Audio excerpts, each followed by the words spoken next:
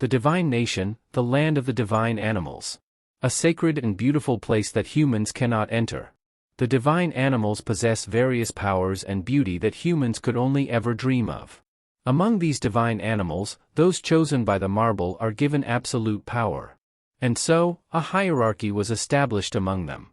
Rulers stepped up to govern the 4 territories of the divine nation, and they were named the lords and ladies of the 4 lands.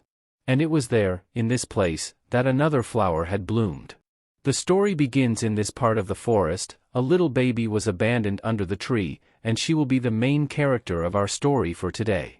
A baby with beautiful hair and blue eyes covered with a yellow cloth. The baby was asking in her mind that the night sky was the first thing she saw after being born. She was asking where she was and how they were so heartless. She was saying at least they abandoned her in front of someone's house, and asking how they could leave a baby in the middle of a forest. She raised her hand saying that in any case, she really is a newborn now, and she was wiggling her body. Her past life ended horrifically. She had no idea what was happening and was killed by someone unknown fiend. A long time passed, and just as memories of that life began to fade, she opened her eyes and realized she had been born again. She was shivering and saying that she had definitely been reborn, but the first thing a baby should see was its mother, or at least the midwife. And she had no doubt about it. She must have been abandoned as soon as she was born. She feels like her past life was full of hardship too, but her current life seems even worse. She was whimpering and she was about to cry saying that she was just born and it was so unfair. And she suddenly cried out loud saying that her new life was already ruined, and all of a sudden there was a rustle behind those trees. And abruptly really shocked asking what was that, guessing that it would be a beast, a ghost, and pleaded let it be neither. A step was heading forward to her and groaning, and it was a wild beast glaring at her. She was really scared and crying asking what she should do, and she had to run away, but she can't move or hide anywhere in her body. The beast was growling and she just closed her eyes saying some please and asking for anyone. And all of a sudden a shiny someone leaps up high and landed in front of her. She was really staggered and stopped crying when she saw a tiger roaring so loud to threaten those beasts, and those wild beasts were running away. The tiger was turning around and he was really scared and made a sudden move. The tiger was stepping forward to her, looking at her and asking if she was a human child.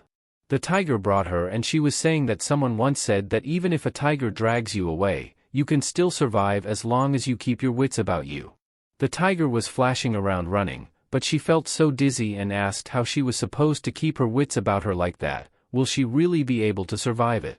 She only has 2 options, either she let the tiger carry her off and die, or she tries something even if she dies. She was looking at her hand saying that her fists were tiny and weak, but she will use every last bit of strength she has in her, not that it's very much. She tried to use her fist to punch the tiger and the tiger was asking what she was doing. And she was guessing that the baby's punches wouldn't hurt at all, but if she combined them with her loud voice, it might just work. And so she cried so loud and the tiger was shocked and made a sudden move and so she fell, and the tiger was really shocked when she noticed that she was going to fall off a cliff. She was really scared saying that it was really obviously bad, and all of a sudden the tiger caught her and she was floating in the air. The tiger turned into a human form. The tiger was glaring at her saying that they look alike, and suddenly said no and that was not possible. The tiger hugged the baby and leaps up high saying that it will just be for a short while. Just until she can live on her own.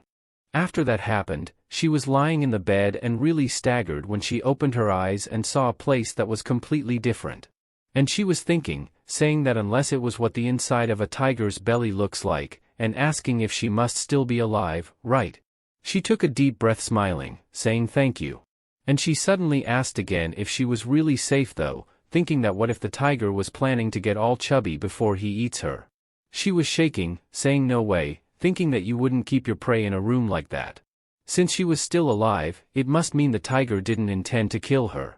She was really happy and said that has to be it.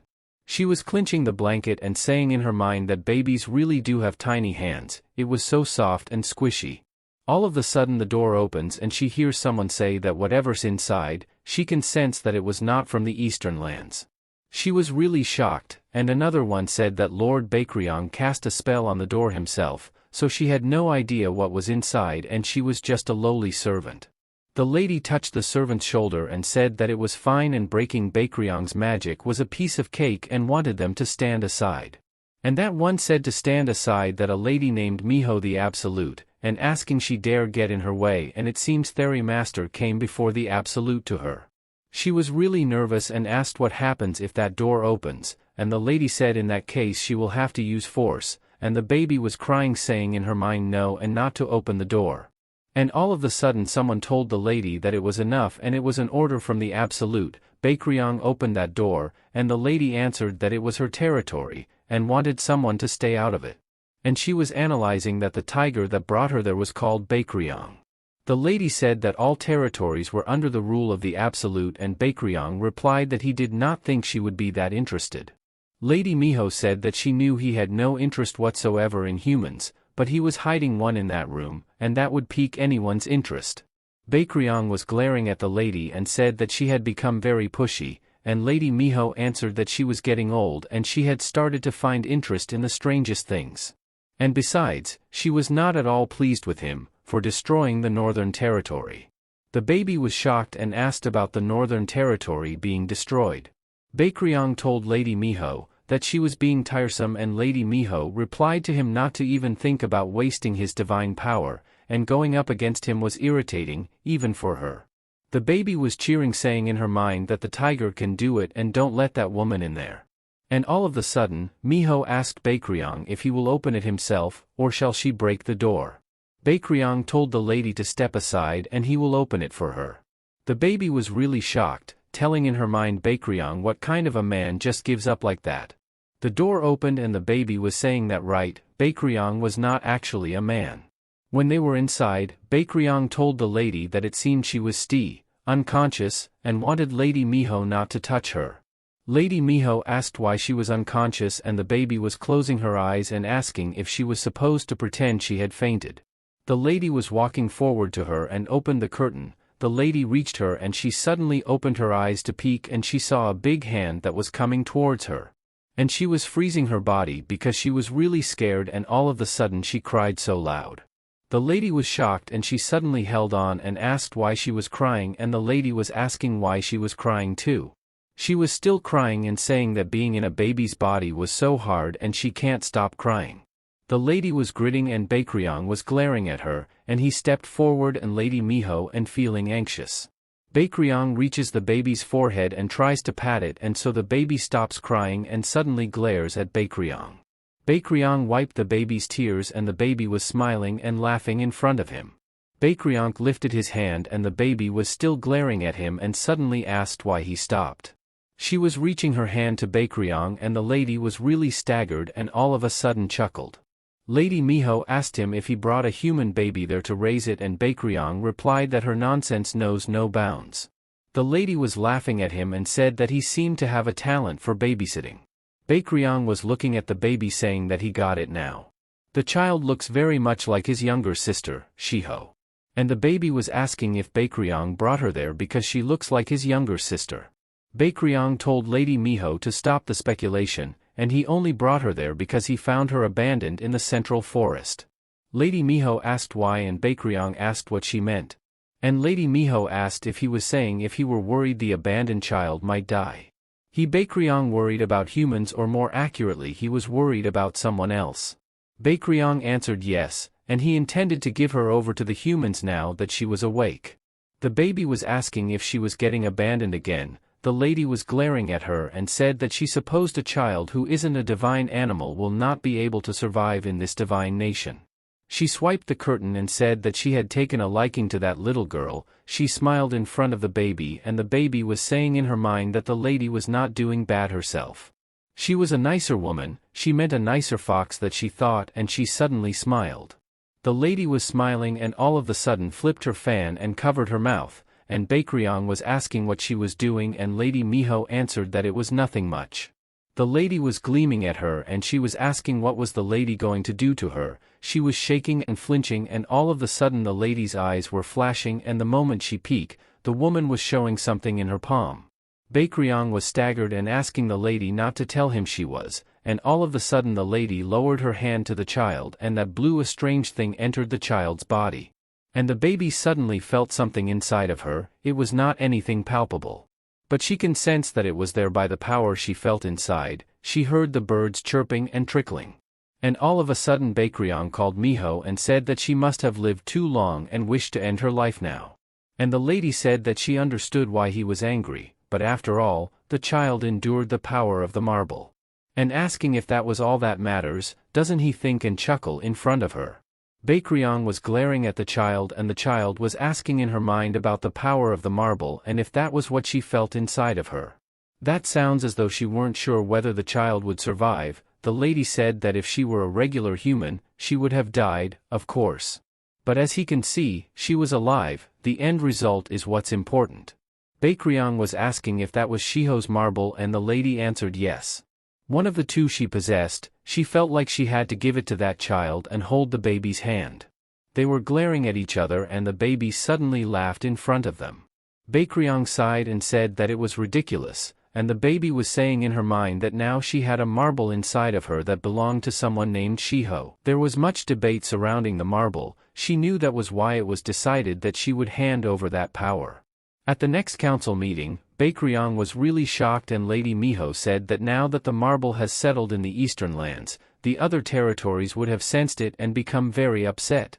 Briang said that he had no need for it and wanted the lady to take it back and the lady asked him if he was giving back the power of the Absolute. With the marble's power, even a human will give off the same energy as a divine animal. To live an eternal life in this land, Briang said that it was unnecessary and the lady replied that the marble was not hers and it was from Shiho's. And said additionally that once the power was handed over, only its previous owner can retrieve it. Briang was getting angry and wanted Lady Miho to take it back and she would throw it out. The child was really shocked and asked if Briang was going to throw her out. And she was really happy in her mind saying what a great idea it was and she will be free. The lady was a little bit worried saying that if the other divine animals get their hands on her, the child will not survive. They would even try to split her soul in order to take the marble, not that it would work. The baby was shaking and trembling, asking in her mind to Mr. Tiger not to throw her out. And she will be good, and she was showing her cuteness saying please and glaring at Mr. Tiger.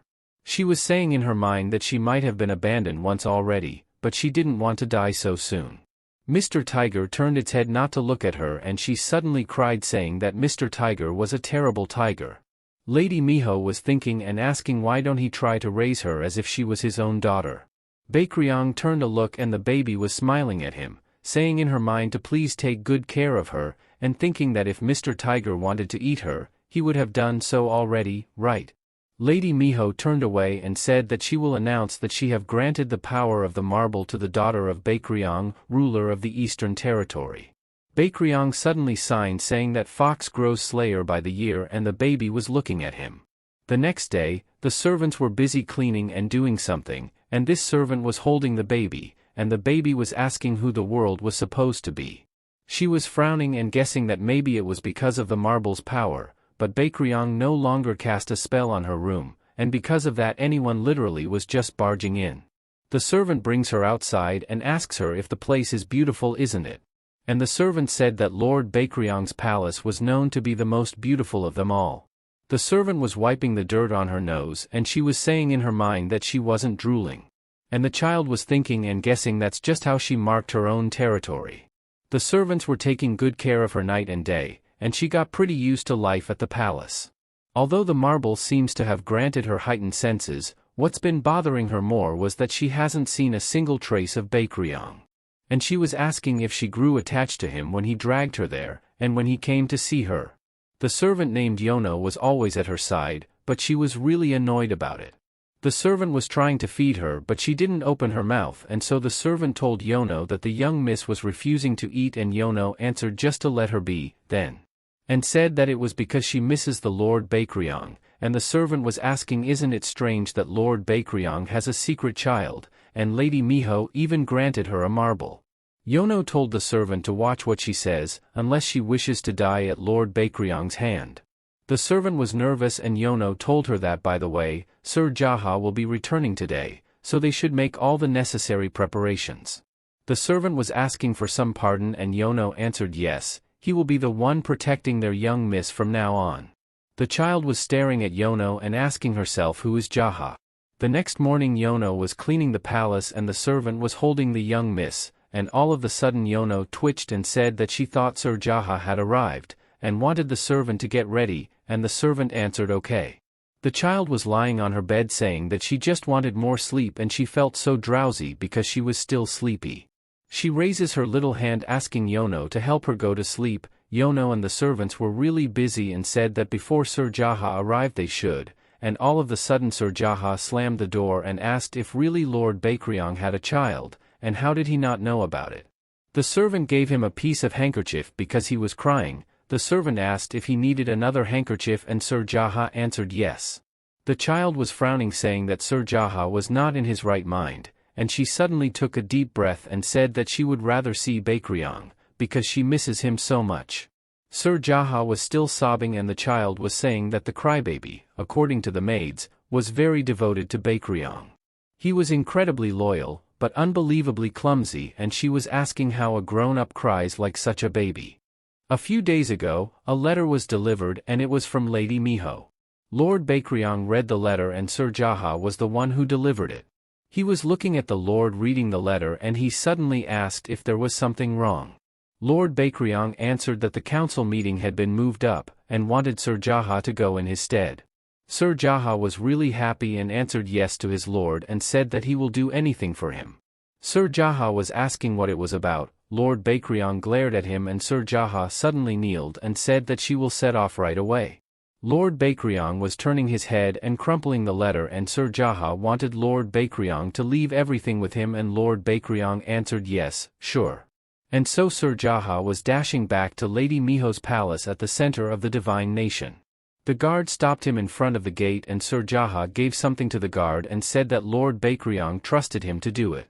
He was really shocked when Lady Miho told him about the baby, and asked how did everyone else know and if he was the last one to know. Sir Jaha still had those teary eyes, and the child was looking at him saying that he was really handsome, and she suddenly signs.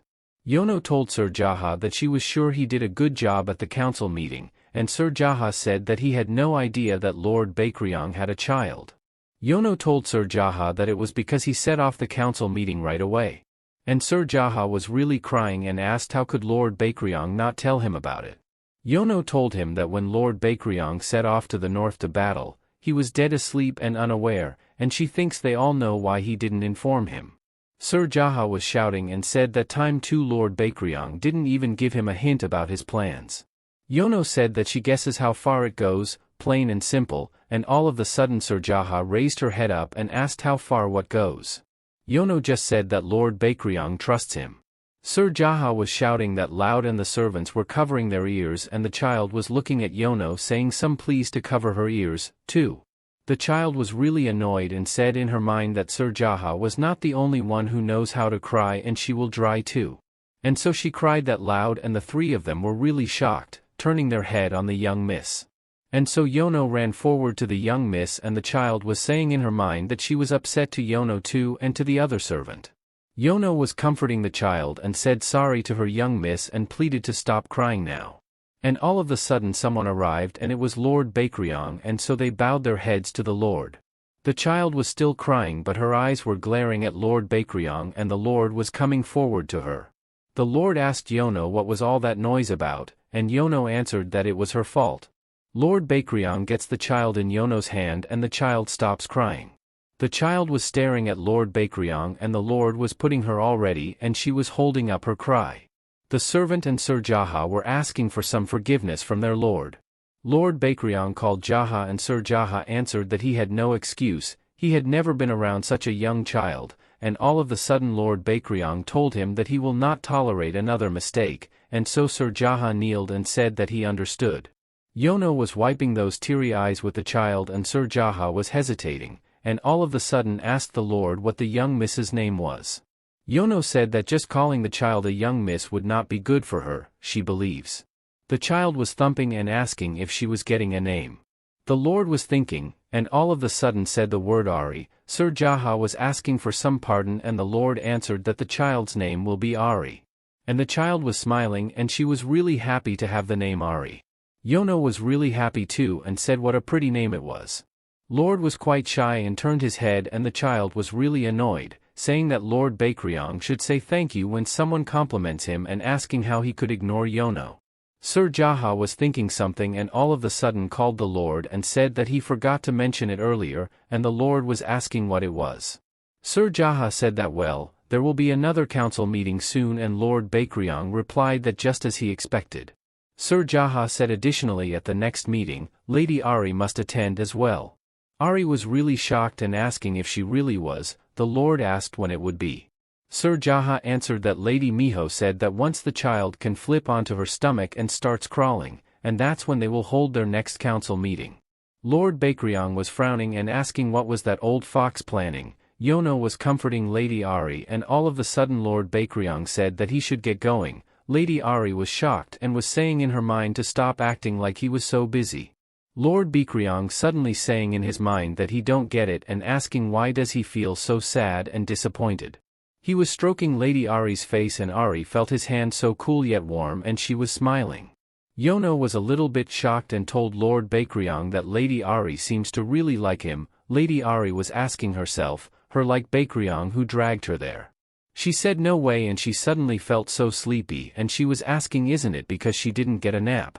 And her eyes were closing slowly and fell asleep. It was already night. She woke up and asked how long she was asleep, and she usually only sleeps for an hour or two. She was looking around and asking where Yono was, and she was hungry. She was really annoyed. And all of a sudden she heard a rustle outside, and she was thinking that Noon was around though and guessing that it could be a ghost. She was shaking her head and said that there was no way ghosts don't exist. And she suddenly asked if she meant divine animals exist, so why not ghosts? She peeked in the side, but there was no one there, and all of a sudden she was really shocked when someone asked that she was already awake. She was really scared and asked why there was a wild beast in her room, and all of a sudden the beast said that it was Sir Jaha. And Ahri was so shocked asking if that animal standing in front of her was Jaha, that dumb annoying guy was not a cat, and asking what kind of animal it was. And she suddenly said that it was right and Sir Jaha was a lynx, and Sir Jaha said that he was glad she seemed to recognize him and he was worried she wouldn't. And Lady Ahri answered that well, that was because she was no ordinary baby and she has that marble from Miho too. And more importantly, he nearly scared the poop out of her, and she was guessing that maybe it was because he was a large cat, he somehow looks cute. And she told herself to get a grip, and not be fooled by his appearance, and all of a sudden Sir Jaha said that it was his true form and not to be scared the next time she saw him. And Lady Ahri was saying then don't just pop out of nowhere, and Sir Jaha said that she will learn that as she grows up, but divine animals don't show their true form often. Divine animals like Yono have very weak forms. But incredibly strong divine animals like Lord Bakryong have much stronger and majestic forms, and Lord Bakryong never shows anyone his true form though. And Sir Jaha said that he was strong in both of his forms, of course, and Lady Ahri was saying in her mind that she had no interest in him at all, and asking who cares. And Sir Jaha said additionally that is why most divine animals don't reveal their true form, and he told the maids to go elsewhere so that he could show her his. And Lady Ahri was thinking that it was Yono's fault and the others weren't there, and she was really angry and glared at Sir Jaha. Sir Jaha said that the fact that she was Lord Bakryong's child is enough reason for him to serve her. That's why he was showing her his true form, and Lady Ahri was really annoyed, saying in her mind that just because he had a good reason doesn't excuse that, and how dare he irritate her. And Sir Jaha was still thinking how could Lord Bakryong not even tell him, and Lady Ahri was asking just why he was crying again. And Sir Jaha was guessing that Lord Bakryong and he aren't close at all, and Lady Ahri was asking why Sir Jaha was whining about it to her. And Sir Jaha said that he even swore to dedicate his life to him, and Lady Ahri was saying and pleaded to Sir Jaha in her mind to go and talk to Bakryong, then. And all of a sudden Lady Ahri counted on 3 then cried so loud. Sir Jaha was really shocked, and all of a sudden Bakryong entered the room and grabbed Sir Jaha and threw up high in the sky, and Sir Jaha shouted that he didn't do anything. And Lady Ahri was smiling and said yes, he did. Lady Ahri was really happy, saying that Sir Jaha must pay for his crime. And Lord Bakryong was looking at her and suddenly said that she knew how to smile and asked her if she did not like Jaha. Lady Ahri was looking at the Lord and said that she wondered if any other living being suits the moonlight as much as Bakryong does. At first, those eyes frightened her. She thought she was going to be eaten. She never imagined she would suddenly become his daughter. The princess of the eastern lands, she never thought she would be treated as a princess by so many divine animals either. Boda Jaha and Yono introduce her as Briang's secret daughter. They seem to believe that she really is his daughter. And she suddenly held on, and she was not a tiger, she didn't have tiger ears or a tail. And she was asking why they all believed she was Briang's daughter, and swear their allegiance to her. And she was thinking if only she could talk, and saying how frustrating it was. Lord Briang suddenly said that she seemed to have nightmares when she was unconscious, but it looks like she is feeling better now. Lady Ahri was asking herself about being unconscious and nightmares, and if Lord Briang was talking about when she first got there. She doesn't remember much, but she thinks she did jolt awake a few times, and whenever she did, she felt someone stroke her hair, and it was warm and cool at the same time, and it made her feel safe. And all of a sudden she was shocked when Lord Briang touched her face, and she was saying that it was Lord Briang's stroke, and that's why his touch felt familiar. Lord Briang held her hand and said that she was still very small, and Lady Ahri was really annoyed, saying that she was basically still a newborn. And all of a sudden something was swooshing around and entered her body, and she suddenly said that she was not hungry anymore, and she was filled with Briang's energy.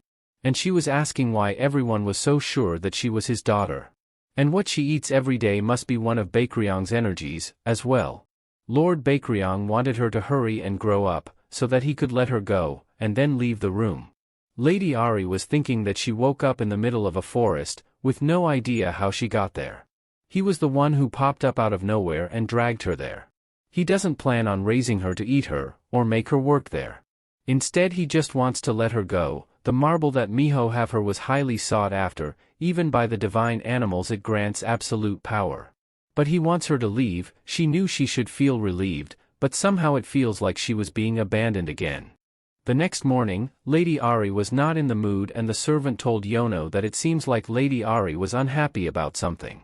And Yono said that Lady Ahri has been like that for days, and honestly she had no idea, and the servant replied that perhaps she hasn't been sleeping well, and Yono said that Lady Ahri sleeps incredibly well, actually.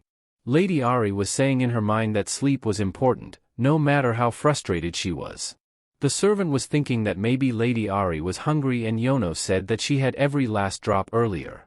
And the servant came up to something and guessed that maybe Sir Jaha came to see her, and she heard that Lady Ahri has taken a dislike to him. Yono and Sir Jaha were talking, and Sir Jaha said that he made Lady Ahri cry, and Yono replied that Lady Ahri was still a baby. Sir Jaha was crying again and said that it was his fault, and Yono asked him if he was going somewhere, and Sir Jaha answered that he was about to train, he was going to discover his weaknesses. Yono was asking where, and Sir Jaha answered somewhere no one can find him. Yono was shaking her head and said that Sir Aru went to get Sir Jaha, and the servant said that Sir Jaha said that he would go where no one could find him. Yono answered yes, but Sir Aru seemed to know where that was. Lady Ahri was thinking that it was news to her and guessed that she was a little hard to Jaha. She suddenly felt annoyed and said that no, never mind, thinking about that night makes her mad. The servant was asking again why in the world was Lady Ahri so unhappy. Yono said that she wanted Lady Ahri to feel better too, but she didn't know. Lady Ahri was saying that she knew what the answer was. She had gotten used to this comfortable life, so she hated the idea of leaving. And she was thinking of refusing to move out ever. The next day, a new maid was helping and cheering for her to flip over, saying that she can do it. But Lady Ahri didn't do it, and the maid said that she failed again, and she suddenly glared at the servant and said that she did better than yesterday and she should be complimenting her for that. Lady Ahri was saying in her mind that she didn't like the new servant, and she was not going to show her up her first ever flip, her first flip. And she suddenly thinks about Lord Briang that never comes to see her. The next morning, Lady Ahri was peacefully sleeping in her bed, then she suddenly felt someone was coming, and she was asking if it was Jaha, and showed she was sensing. The door opened and Yono greeted the visitor, and it was Sir Aru. And Lady Ahri was staggered by what she heard, and she suddenly opened her eyes and said that it was the name of the divine animal who went to fetch Jaha. Sir Aru told Yeonon that she was doing a great job, and Yono replied to Sir Aru, so he was too. Lady Ahri was doing a little move, and she wanted to see Sir Aru's face. And all of a sudden she heard Sir Jaha saying to let go of him, and how dare he humiliate him in front of her Lady Ahri. Lady Ahri was getting annoyed again, saying that Sir Jaha was just noisy, and Sir Ahri let go Sir Jaha and told it that he should have come along quietly then. And Sir Ahri asked him if he had any idea how much time he wasted, and Yono was growing tired of his yelling, too. And Lady Ahri was just listening and said poor Yono.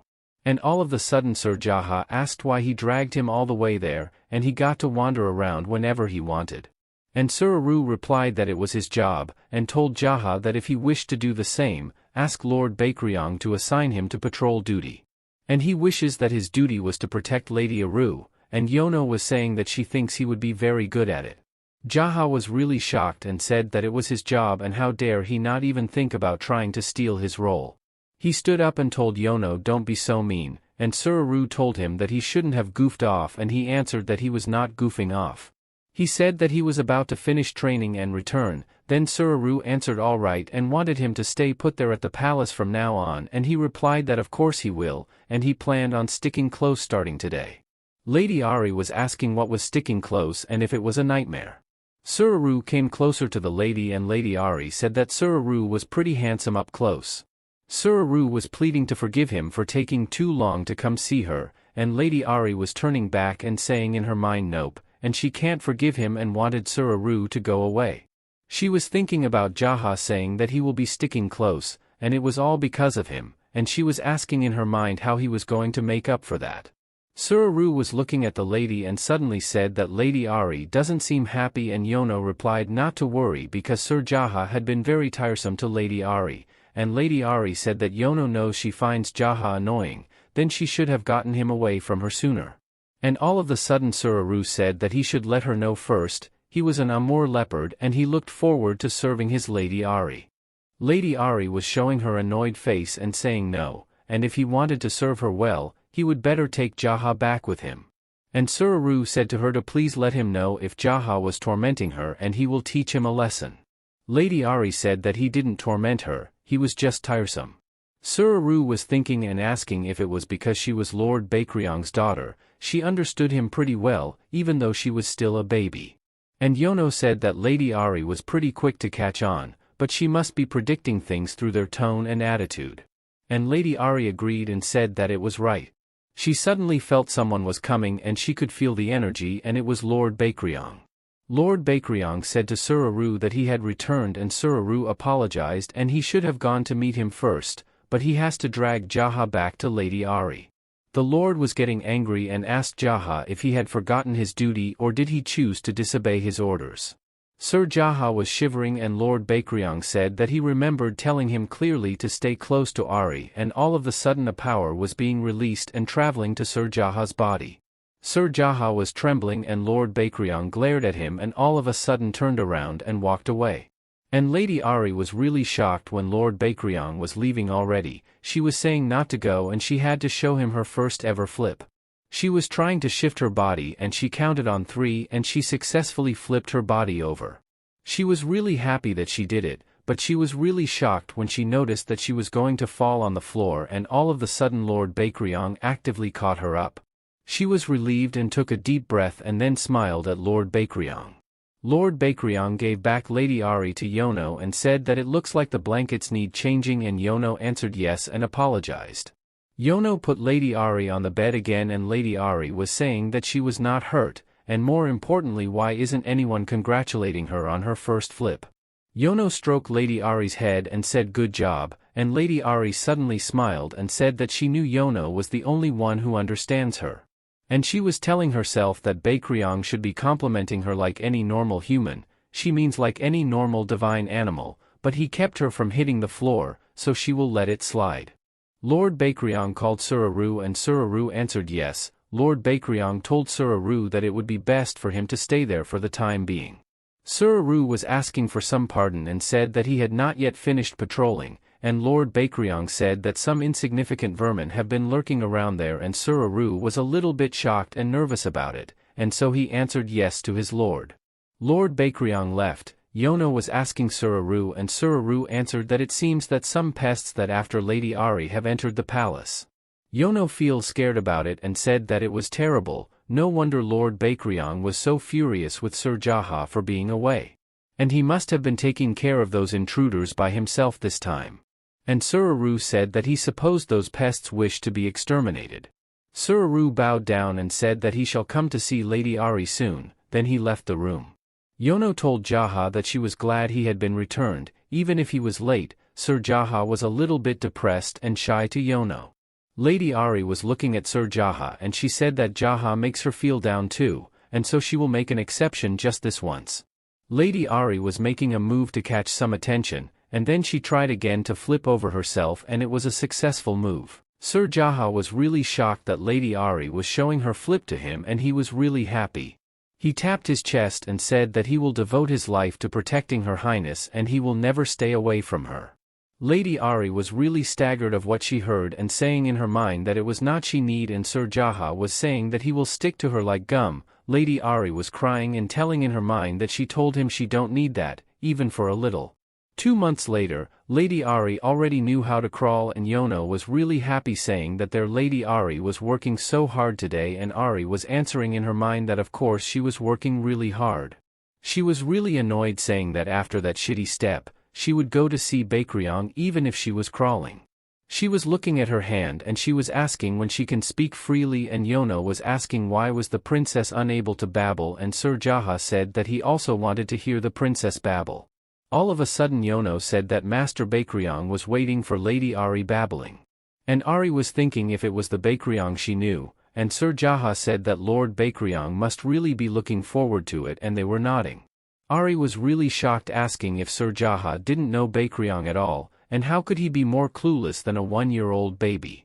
And Yono was really happy saying that Lord Bakryong hasn't really visited Lady Ahri before, but he seems to be stopping by every night lately. And Lady Ahri was thinking and guessing that it was because Sir Ahri was there. And she suddenly said that Yono was wrong, nowadays Bakryong didn't come yesterday and a week ago. And she was thinking that Lord Bakryong was looking forward to her babbling, and all of the sudden Yono and Sir Jaha saw her crawling on her own and they said that Lady Ahri was really amazing, and Lady Ahri was telling in her mind that Lord Bakryong was an adorable tiger. It was already night and Sir Jaha told Yono that it looks like Lord Bakryong can't come by today and he does have a lot to do. Lady Ahri was on her bed and she was thinking and saying that they see, Lord Bakryong doesn't stop by that often, and Yono and Jaha remembering it wrong and she shouldn't have believed them. Yono told her that it was time for her to sleep now. Yono lifted her up and she was singing to make Lady Ahri sleep. Sir Jaha was standing and guarding them, and all of the sudden Sir Jaha called Yono and Princess Ahri woke up and she was asking if Sir Jaha was still awake and how dare he interrupted her sleep. Yono was asking what it was and Sir Jaha answered and told her to take the princess in the corner, and Yono was asking some pardon and Jaha wanted her to be hurry. Sir Jaha took his sword and his sword was flashing and he was asking who was there and wanted it to come out. A dark power was outside the door and Lady Ahri was really shocked and asked if that was one of those pests Sir Ahri mentioned. And all of a sudden a monster appeared in front of the door and said that the marble, the power, and handed over. Sir Jaha was pointing his sword to that pest and told it if he was insolence knows no bounds. And he, a lowly creature, are not even a divine animal. Sir Jaha told the monster that if he leave now, he will spare his life. And the bug was really angry saying to hand over the marble, and Sir Jaha said that he don't seem to understand and guess he was kind or all like that. And that monster was looking at Lady Ahri and he suddenly took his sword and was running and dashing to attack Sir Jaha, and Sir Jaha was preparing to block the attack. But all of a sudden a big swing of the sword blocked the monster's attack and his sword was thrown away, and it was Lord Bakryong. Sir Jaha bowed down and Lord Bakryong said that someone broke the ban, and Sir Jaha said that if anyone were to do that, Lady Miho would certainly have been angered. Lord Bakryong said that there were those who would not be detected, and Sir Jaha was asking if he mean one of the lords of the four lands. He asked Yono how Lady Ahri was and Yono answered that luckily, Lady Ahri was not harmed anyway. Master Bakryong get Ahri from Yono's hand and Lady Ahri was looking at him and thinking that Lord Bakryong seems unhappy and she wanted Lord Bakryong to cheer up. And she was mesmerizing about Sir Jaha said that Lord Bakryong must be eager to hear it too, and she was hoping they were right. And all of the sudden she said Bakryong in a way of babbling, Sir Jaha and Yono was really shocked and Ahri was laughing and asking if they were really surprised.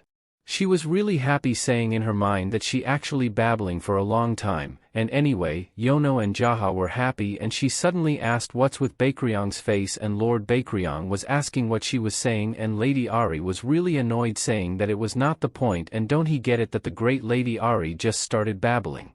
And all of the sudden Yono said that Lady Ahri probably meant to say Bakryong and suddenly said sorry to Lord Bakryong because she dared to leave out his title.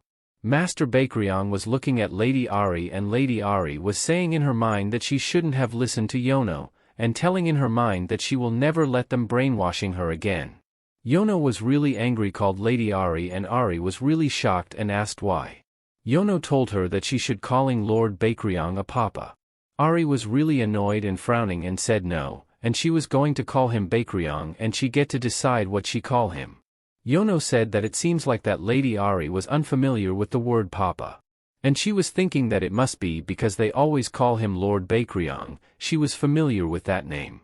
And all of the sudden Sir Jaha asked that then they try calling him papa from now on, and Lady Ahri was saying that it was a bad idea. And all of the sudden Lord Bakryong told them that it was enough and he do not mind what they call him, and wanted them to say whatever they like. He was stroking Lady Ahri's hair and suddenly told Jaha to bring Sir Ahri there. And so Sir Ahri arrived at the palace and greeted Lord Bakryong and asked if he called him. Lord Bakryong said something got past their security and Sir Ahri was shocked and he didn't sense anything. Lord Bakryong told him that someone seems to have that lent their power to it, so it was only natural that he wouldn't notice. Sir Ahri was felt anger and said to Lord Bakryong some apologize. Lord Bakryong turned and put down Lady Ahri on her bed and said that a letter has arrived from Miho and there will be a council meeting soon. Lady Ahri was making a small moves in her hand and Sir Ahri said that he supposed the conditions Lady Miho set have been met now and it isn't surprising that she sent a message. Lady Ahri suddenly held on and asking does that mean she have to go to that meeting thing, just being carried in Yono's arms was tiring enough. Sir Ahri asked if has the date been decided and Lord Bakryong answered yes, and it will be tomorrow. The three of them were really shocked and asking some pardon and Lady Ahri was thinking too. Sir asked if it was really tomorrow and Sir Jaha asked if that's so soon. And Sir Ahri was thinking that there might still be pests hidden in the palace and Sir Jaha said that they cannot attend the council meeting and leave the palace as it was. Lady Ahri was saying in her mind that it was right and she was against with it too and it was too soon. She was not ready for it yet, and they should have given more notice. Lord Bakryong told Ahri and Jaha that one of them will have to stay behind and the two of them were really shocked and all of the sudden Sir Ahri told Lord Bakryong that Jaha said he will stay in the palace. Sir Jaha was really annoyed and asked Sir Ahri if he want a piece of him and Sir Ahri told him that right, don't he remember how he dragged him there and he can't win against him. Sir Jaha was really angry and told Sir Ahri that he was nothing but a tiger wannabe and Sir Ahri was laughing and said that was a rich, coming from a little cat. And all of the sudden Yono suggest how about they let Lady Ahri decide and Lord Bakryong told her to go ahead. They were facing Princess Ahri and they were playing the princess to come over in one of them. Jaha told Lady Ahri that it was him and Sir Ahri was pleading to come in his way. Ahri was thinking and said that actually, she have already decided. In fact, she knew what her choice would be as soon as she was born. She was reaching and crawling and Sir Jaha and Sir Ahri were really nervous waiting Lady Ahri to choose one of them. Lady Ahri was thinking and saying sorry to Sir Jaha in her mind and she can't go against her instincts. She was crawling forward to Sir Ahri and she just glared at Sir Jaha. Sir Jaha felt heavy and Lady Ahri was telling in her mind not to make her feel bad. And she was closing her eyes and stared at Sir Ahri and Yono announces that Lady Ahri choose Sir Ahri. Lady Ahri was laughing and said that the result was obvious and she didn't waver for 1 second. She turned a look to Sir Jaha and said sorry and Yono was patting Sir Jaha on the back and Lady Ahri said that she was super excited to have a break from him. The next day, Sir Ahri asked Yono if it was her first time at a council meeting, right? And Yono answered yes, and someone like her could never participate in such an important event. Sir Ahri told her not to worry, it was just a boring meeting in which the lords of the four lands debate each other and Yono said thank you to Sir Ahri.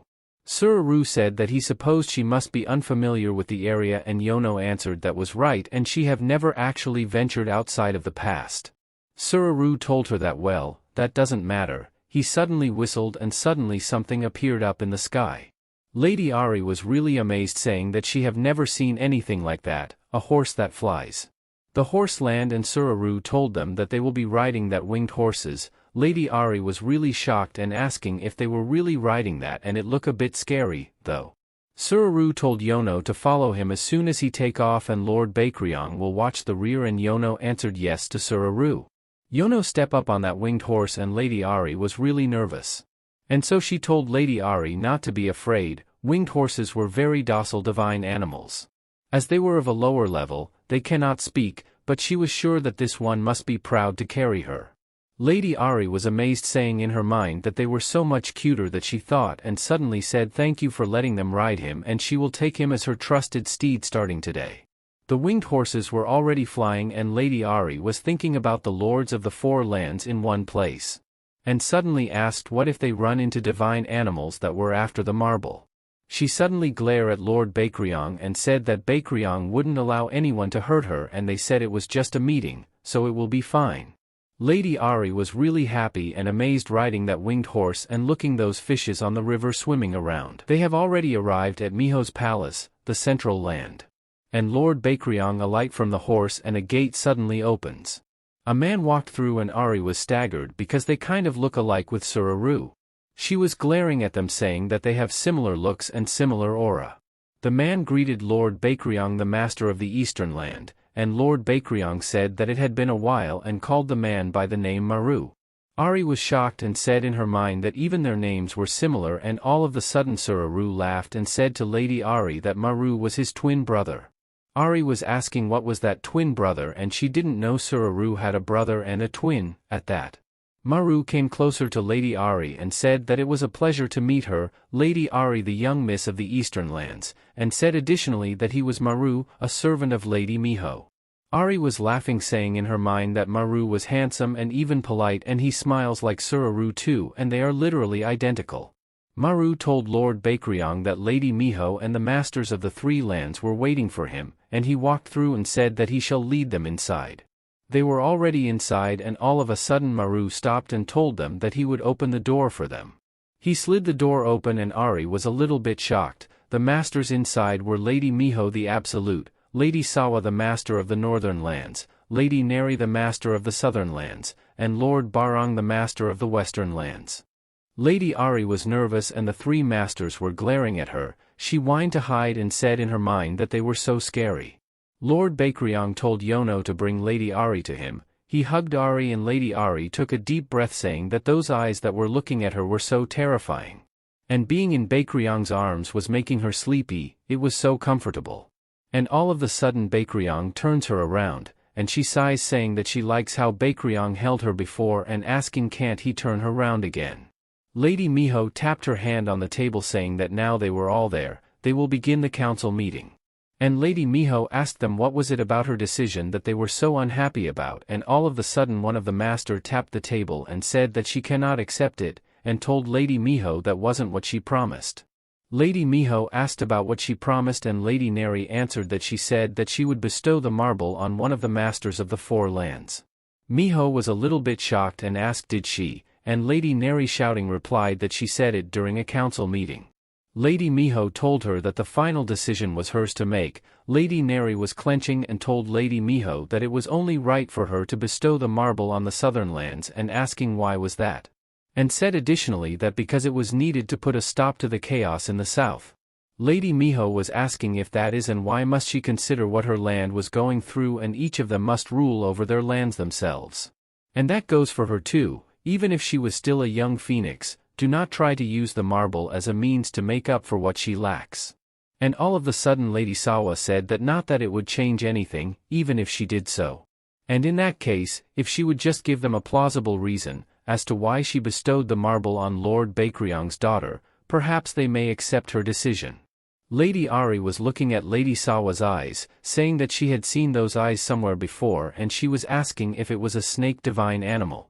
Lady Miho asked Lady Sawa if she was also unhappy about her bestowing the marble on Bakryong's daughter, and Lady Sawa answered that every single divine animal covets the power of the marble.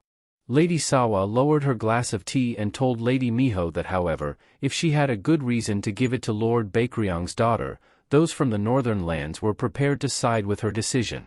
Miho was smiling and thinking, and Ahri was looking at Lady Sawa saying that not only does she look beautiful, she speaks beautifully too, and said that she likes her.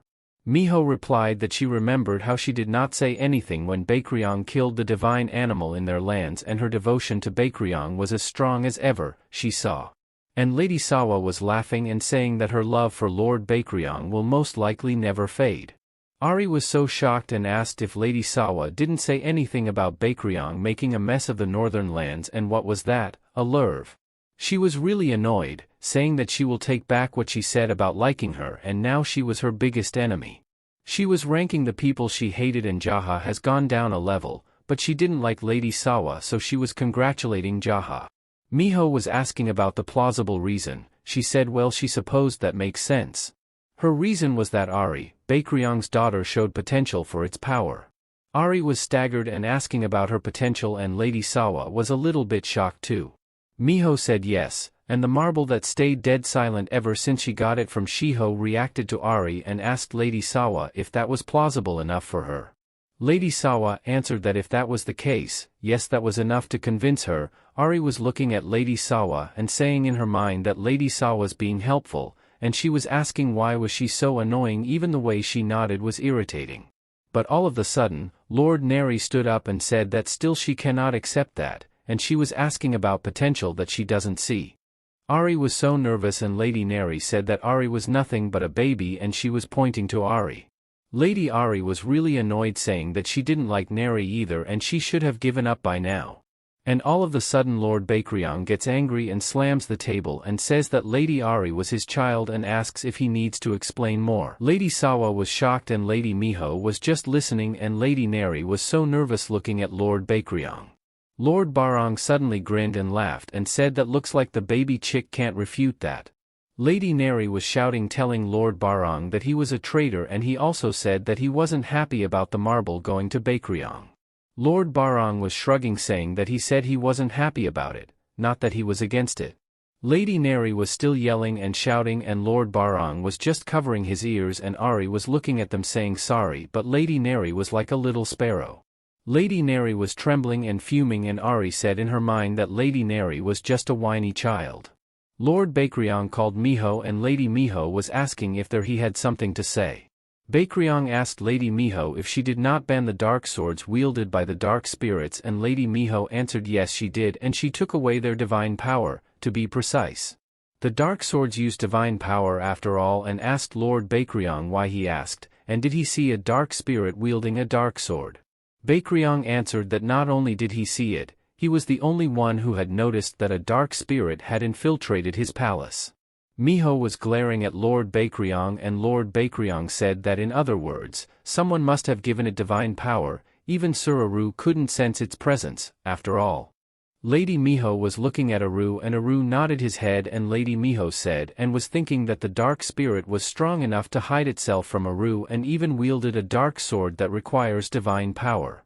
She was pointing with the three masters and asking who it was and which one of them three. She was really angry and gritting and said that let her make that clear, whoever goes against a ban of hers will be killed with her own hands. She stood up and walked through and slammed the door. Lord Barong took a deep breath and asked how does Maru put up with that fox. Lady Ahri was staring at him and he was really shocked, asking if it was a staring contest or something. Lord Barong blinked and asked how can a baby keep her eyes open that long, and he was telling himself that he was really lost. He suddenly held on and asked if it really was a staring contest. Ahri was asking in her mind what kind of divine animal was he, and he was seriously out of his mind. Lord Barong was laughing and suddenly get Ahri in Lord Baekryong's hand and swooping it above. Lord Barong was really happy, saying that he can't believe that something like that came out of Lord Baekryong. Lady Ahri was so adorable, and that was because he didn't come out to Lord Baekryong. Lady Ahri was really annoyed, saying in her mind to put her down, and she was really dizzy. And all of a sudden Lord Baekryong called Lord Barong, and Lord Barong answered yes and what it was. Lord Baekryong was looking at him and asking if he wished to die. He suddenly put down Ahri and hugged it. And he answered that he was not, it was just that Ahri was so cute. Yono get Ahri on Lord Briang's hand and Lord Briang was patting Ahri's head and Ahri was telling in her mind that she won't let him get away with that. Lord Briang was still happy and laughing and Ahri was really annoyed and asked why he was handing her back to Yono instead of putting her back where she was. Lord Briang came closer to her and said that she sure was beautiful, she has sapphire blue eyes like Lord Briang, and he was asking if it was because of the marble's power and she has violet silver hair, exactly like Lady Miho. Ahri was pouting and telling in her mind that she knew she was pretty, Jaha tells her that every day. Lord Briang was still laughing, saying that Ahri's puffy cheeks were about to explode and Ahri was really annoyed, saying in her mind that she swore she would kill him one day. Lord Briang told Lord Briang that it seemed like it was time for him to hand over his title to his child and Lord Briang was gasping and told Briang to calm down. Ahri was glaring at Lord Briang saying in her mind that Briang doesn't keep friends like him. And all of a sudden Suraru said that it reminded him and asked how Lord Irang was doing. Lord Briang was really shocked and answered that Lord Irang was there with him, until just a while ago and he was asking where did it go. He was looking around the place and Suraru offered that he would go find Lord Irang. Ahri was looking at Lord Briang and was telling him in her mind not to do their Aru do chores for his dumb dog. Lord Briang was scratching his head and smiled and said that it looks like he owes Aru one, but he can't go himself since he still has something important to tell him. He said that actually, he also saw something similar to a dark spirit and Lady Neri was asking what does he mean by something similar and Lord Briang answered and told Lady Neri to just listen to him. Lord Briang said additionally that when he heard the news about Briang's child, he just had to see it for himself. So as soon as he heard about it, he set off to the eastern lands. Lord Briang said that he thought she told him to never set foot in his palace ever again and Lord Briang asked that then, what if he just stayed out of Ahri's room? Ahri was really shocked and said in her mind that means Lord Briang wanted to come into her room, right? And she was asking what a nightmare it was. Lord Briang answered no and Lord Briang was asking what if he stayed outside the gates and Lord Briang said that he will have to tell Aru to patrol beyond the gates as well now. Lord Briang was gasping and asked if they weren't patrolling outside of the palace gates and said that anyway, think about it that dark spirits were being turned to the dark side after failing to become divine animals, right? That's why they only follow their desires and lack all reason. Lady Sawa was asking what was it that he saw and Lord Briang answered that well, he was not sure actually. Ahri was annoyed and asked what it meant and just spit it out already. Lord Briang said that it looked like a dark spirit that wasn't fully corrupted, it was fully sentient too. So, what he wanted to say was that it was pretty dangerous. After hearing what Lord Briang had to say, he felt sure about it, and if one of them really was scheming something, they need to stop. But then again, he was kind of confused too, maybe it was just one of his dreams and he doesn't remember it clearly, to be honest. And all of a sudden someone arrived and said an apology for interrupting, and it was Sir Maru and he said that he saw Aru frantically looking for someone outside, and was he perhaps looking for Lord Irang? Lord Irang was sleeping and Briang answered yes and asked where he found him. Sir Maru said that Lord Irang was sleeping soundly by the gate, so he took him to his room so he could lie down. Lord Briang was shaking Lord Irang to be awake and said thank you to Maru and he was really impressed. Sir Maru was asking Lord Briang why he said that and Lord Briang answered because he was a servant of the palace. Lord Irang was already awake and called his uncle Lord Briang and Lord Irang was yawning. Yono was shocked and asked did Lord Irang just say uncle, but they said he was Briang's child. And Lord Briang said that Irang was his brother's son and he took him in after his brother passed away. Lord Irang was looking at Lady Ahri and said that it was pretty and he wanted that and he was pointing to Lady Ahri. Ahri and Yono were really shocked and Lord Briang was gasping and Lord Briang was getting icy. Ahri was picking her ears and was asking were her ears going bad and she kept hearing so much nonsense. Lord Irang was saying that he wanted that tiger girl and it was his. Ahri was shaking her head and asked if Lord Irang was not referring to her, was he? And she was not a tiger after all and Lord Irang was really happy and said that it was even cute when she shook her head and asked if he could have it. Ahri was thinking that those wolves were both out of their minds. Yono told Lord Irang that Lady Ahri isn't an object and said that he wanted to have it, and Lord Irang was thinking and suddenly said that his uncle told him that he can have anything he wants. Lord Bakryong was a little bit shocked and Lady Ahri was asking what the teacher was teaching that kid. Yono held tight Ahri and said that Lady Ahri was an exception to that. Lord Orang was really sad and drooping and asked his uncle if it was true. He had those teary eyes and Lord Barong took a deep breath and Lord Bakryong was calling him. He told Lord Irang that it was true, Ahri was an exception and he tapped Lord Irang's shoulder and asked how about that. Once Ahri gets older they will politely infiltrate Bakryong's palace and ask again. The two of them were beaming and Lord Irang answered okay and he can do it. Lady Ahri was saying that he can't deal with those two and shall she get a talisman that chases wolves away. Suraru said thank you to Lord Barong and he will be working extra hours when he gets back home, and he was terribly grateful. Ahri was really annoyed saying to Aru not to worry and she will take revenge on him someday. Suraru asked his brother Maru why didn't he tell him where Lord Irang was, and Sir Maru was staggered and asking in his mind if he was serious. He told Aru that he must learn to do things on his own and besides, he put a note on the door. Sir Aru was clenching and Ahri was asking if that was what Maru's personality was like.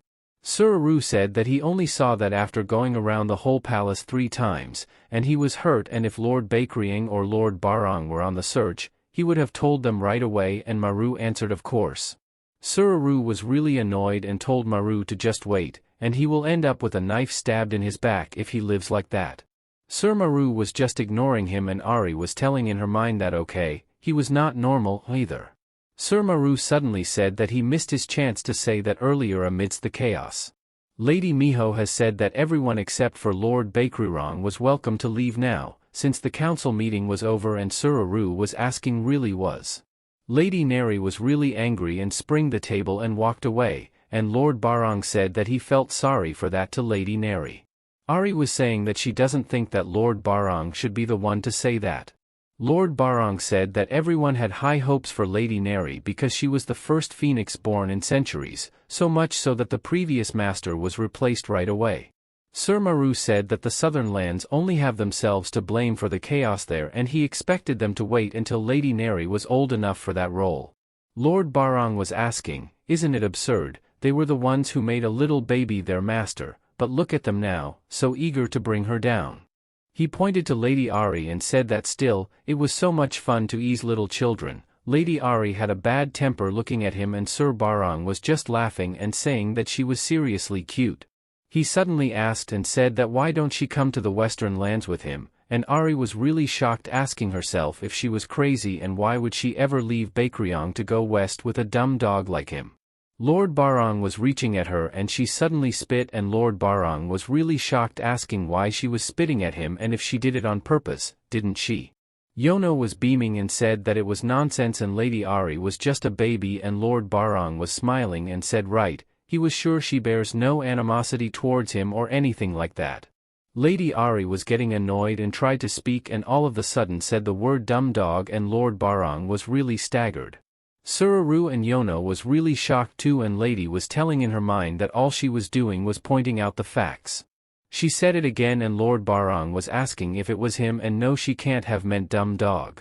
He was acting hurt and told Lord Bakryong that his daughter just called him a dumb dog and Lord Bakryong said that it was a first and Lord Barong was asking what was. Lord Bakryong said that it was the first time she babbled continuously and Lord Barong was shocked and said that it was not the point. Yono was amazed and said that Lady Ahri's pronunciation has gotten much better too and Sir Maru replied that she was right and she spoke 3 times in a row, and told Lady Ahri that they were proud of her. All of a sudden Lady Ahri was thinking and saying in her mind that saying dumb dog gets her compliment and she was thinking about an input completely. She was really happy and so she said the word dumb dog again and Sir Aru and Yono were really happy for her. Lord Barong was hurt and said that she was saying it again because they kept complimenting her and wanted them to cut it out. All of a sudden Lord Irang asked his uncle if he was really a dumb dog and Lord Barong answered no he was not. He grabbed Lord Irang and said that he refused to stay there any longer and he was dashing through the door to leave. Lady Ahri was really happy saying that her perfect plan was a success. Lady Sawa stepped up and told Lord Bakryong and she shall take her leave now as well and the lady was saying yes and to get out of there. Lady Sawa said additionally that next time, she would like to visit his palace and get properly acquainted with Lady Ahri. Lady Ahri was shocked and thought in her mind that Lady Sawa had other intentions. Lord Bakryong turned and said that it wouldn't be necessary, and Lady Sawa asked if Lady Ahri would be uncomfortable with her presence. Lady was make a sudden move and asked how Lady Sawa knew, and was she being too obvious.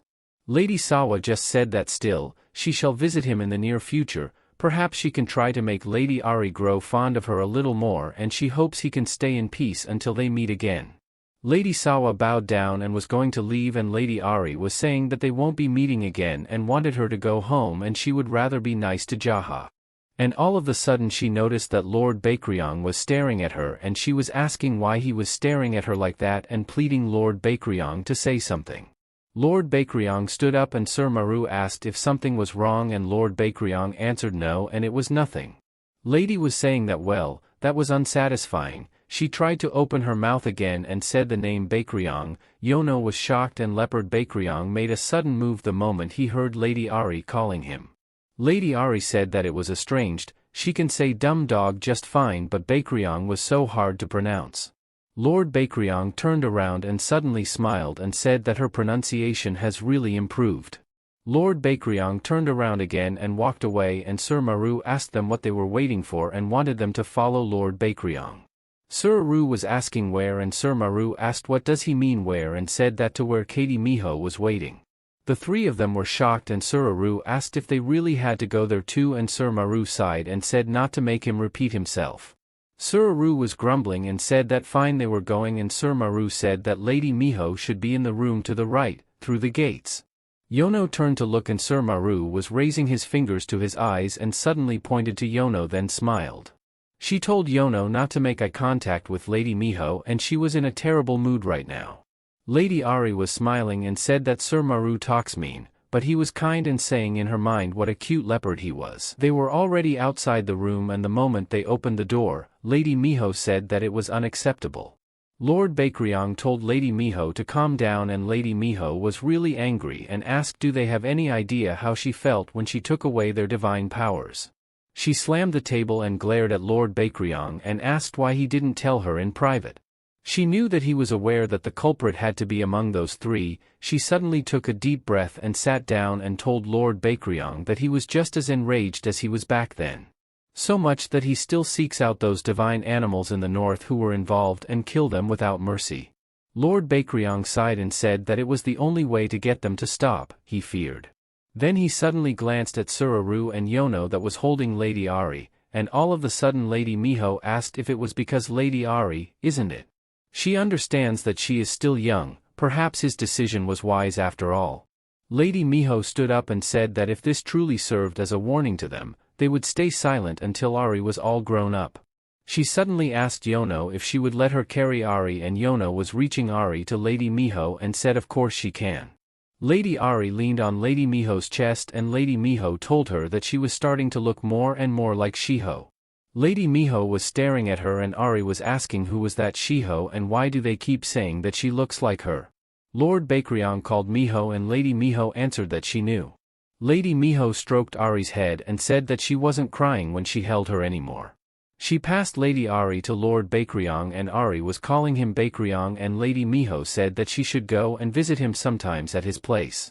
Lady Ahri turned and suddenly said that Bakryong's place isn't some kind of playground, and asked why are all dogs and foxes and snakes all trying to have fun at their place.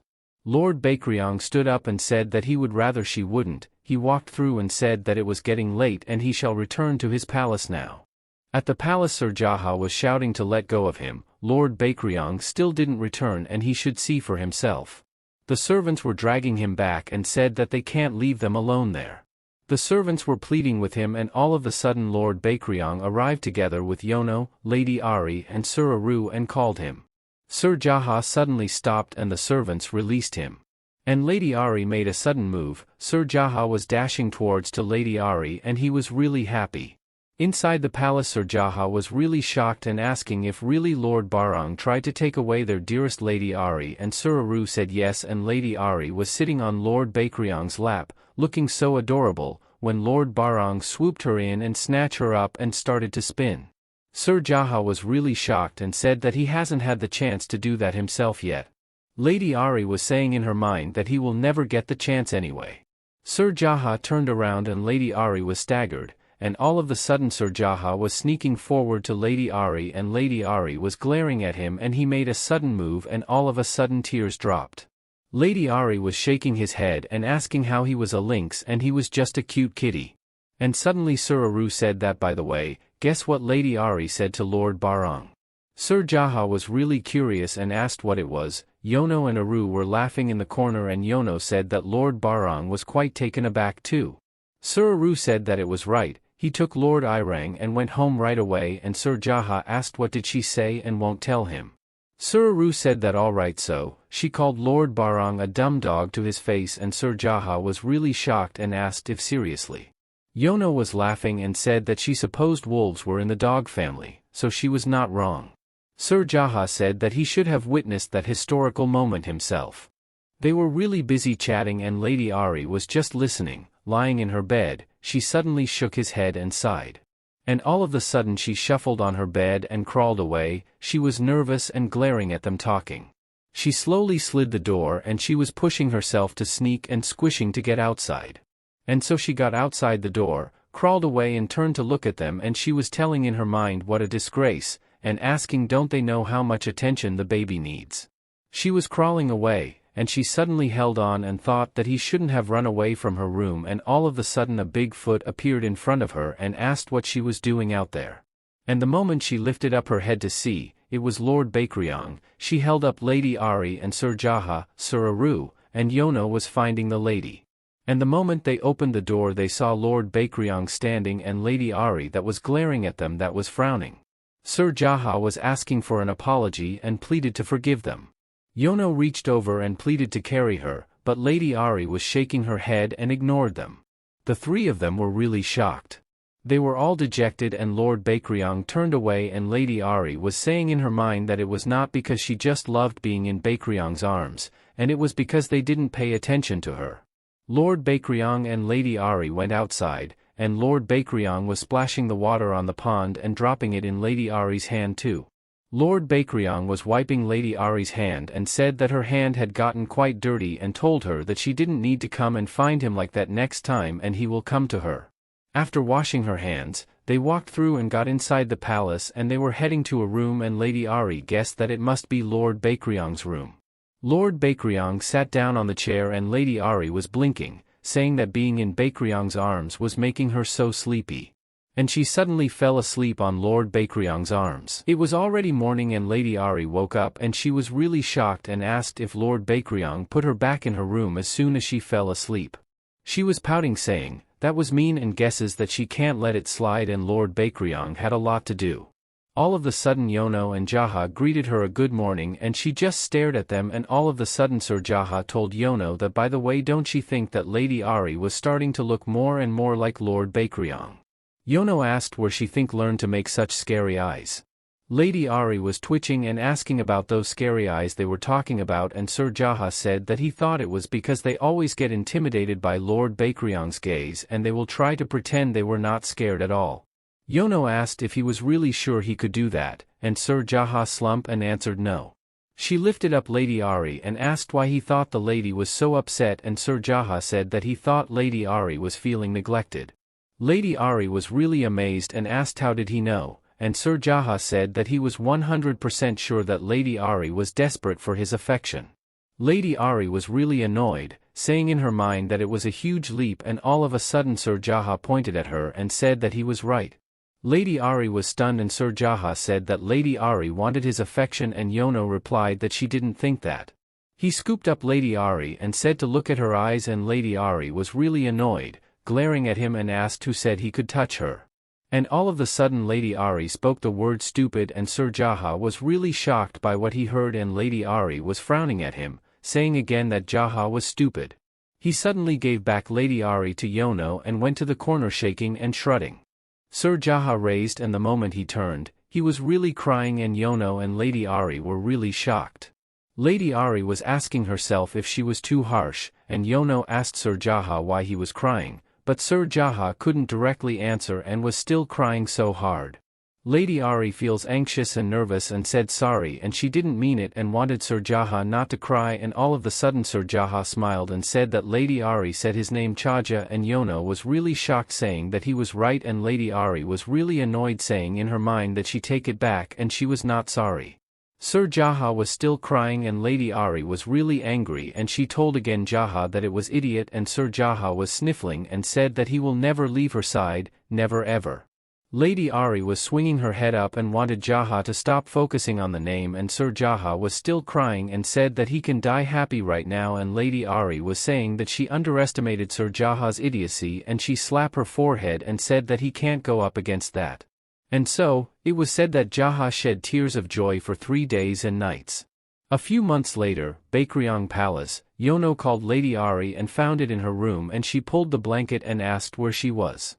Her bed was empty and Sir Jaha was also looking for her too. They were looking everywhere and Yono was asking where she could be. Lady Ahri was hiding and she was really haggard saying that she must have been out of her mind and she can't believe she was upset that they didn't play with her.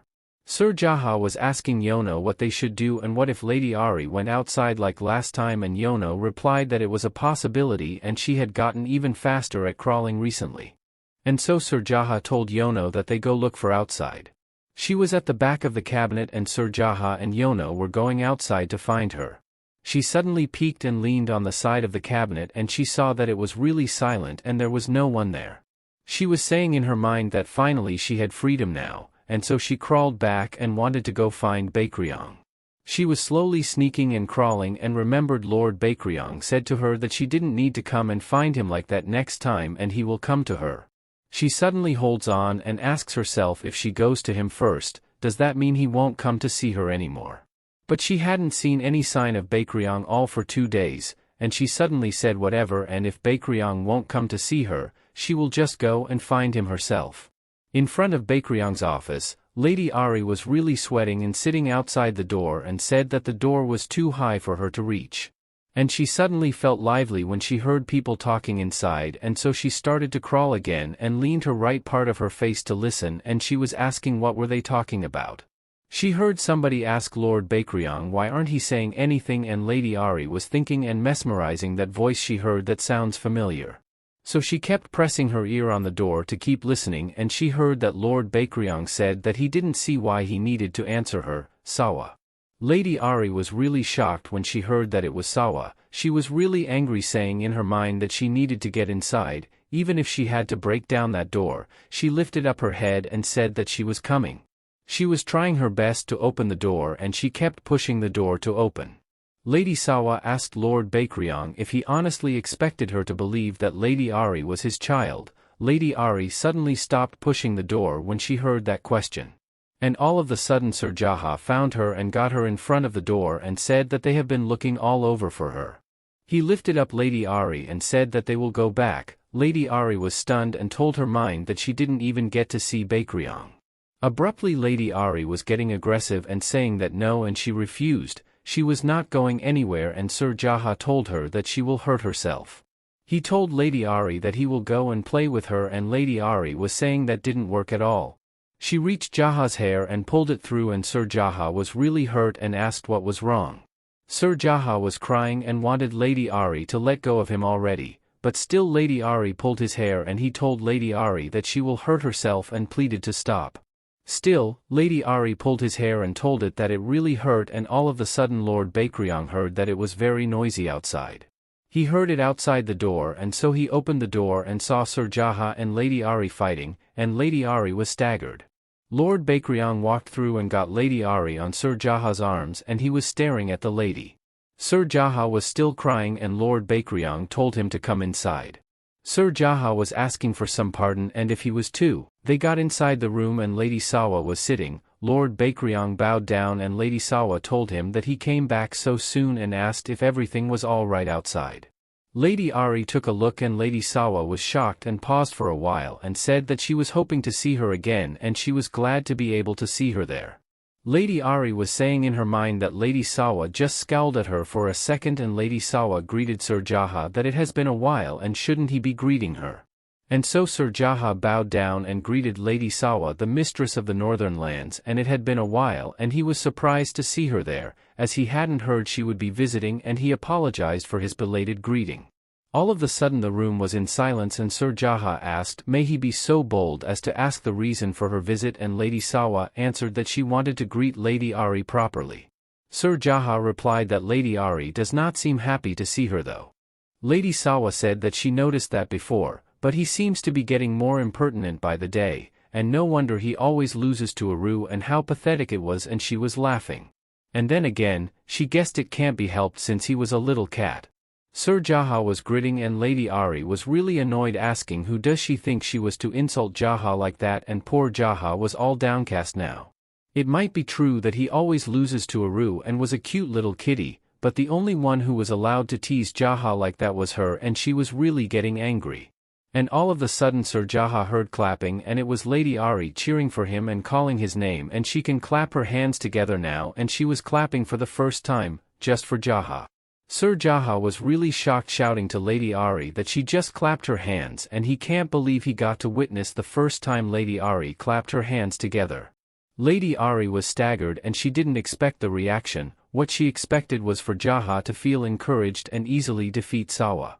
Sir Jaha was really amazed, saying that she clapped her hands for the first time, and Lady Ahri was saying in her mind that it was not the point.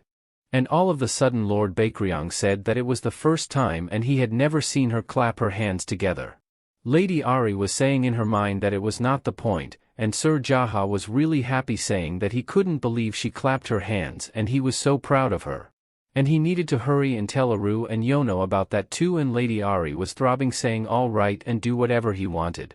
Lord Briang patted her head and said that she thought that those small hands can make sounds too, and she was stroking Lady Ahri.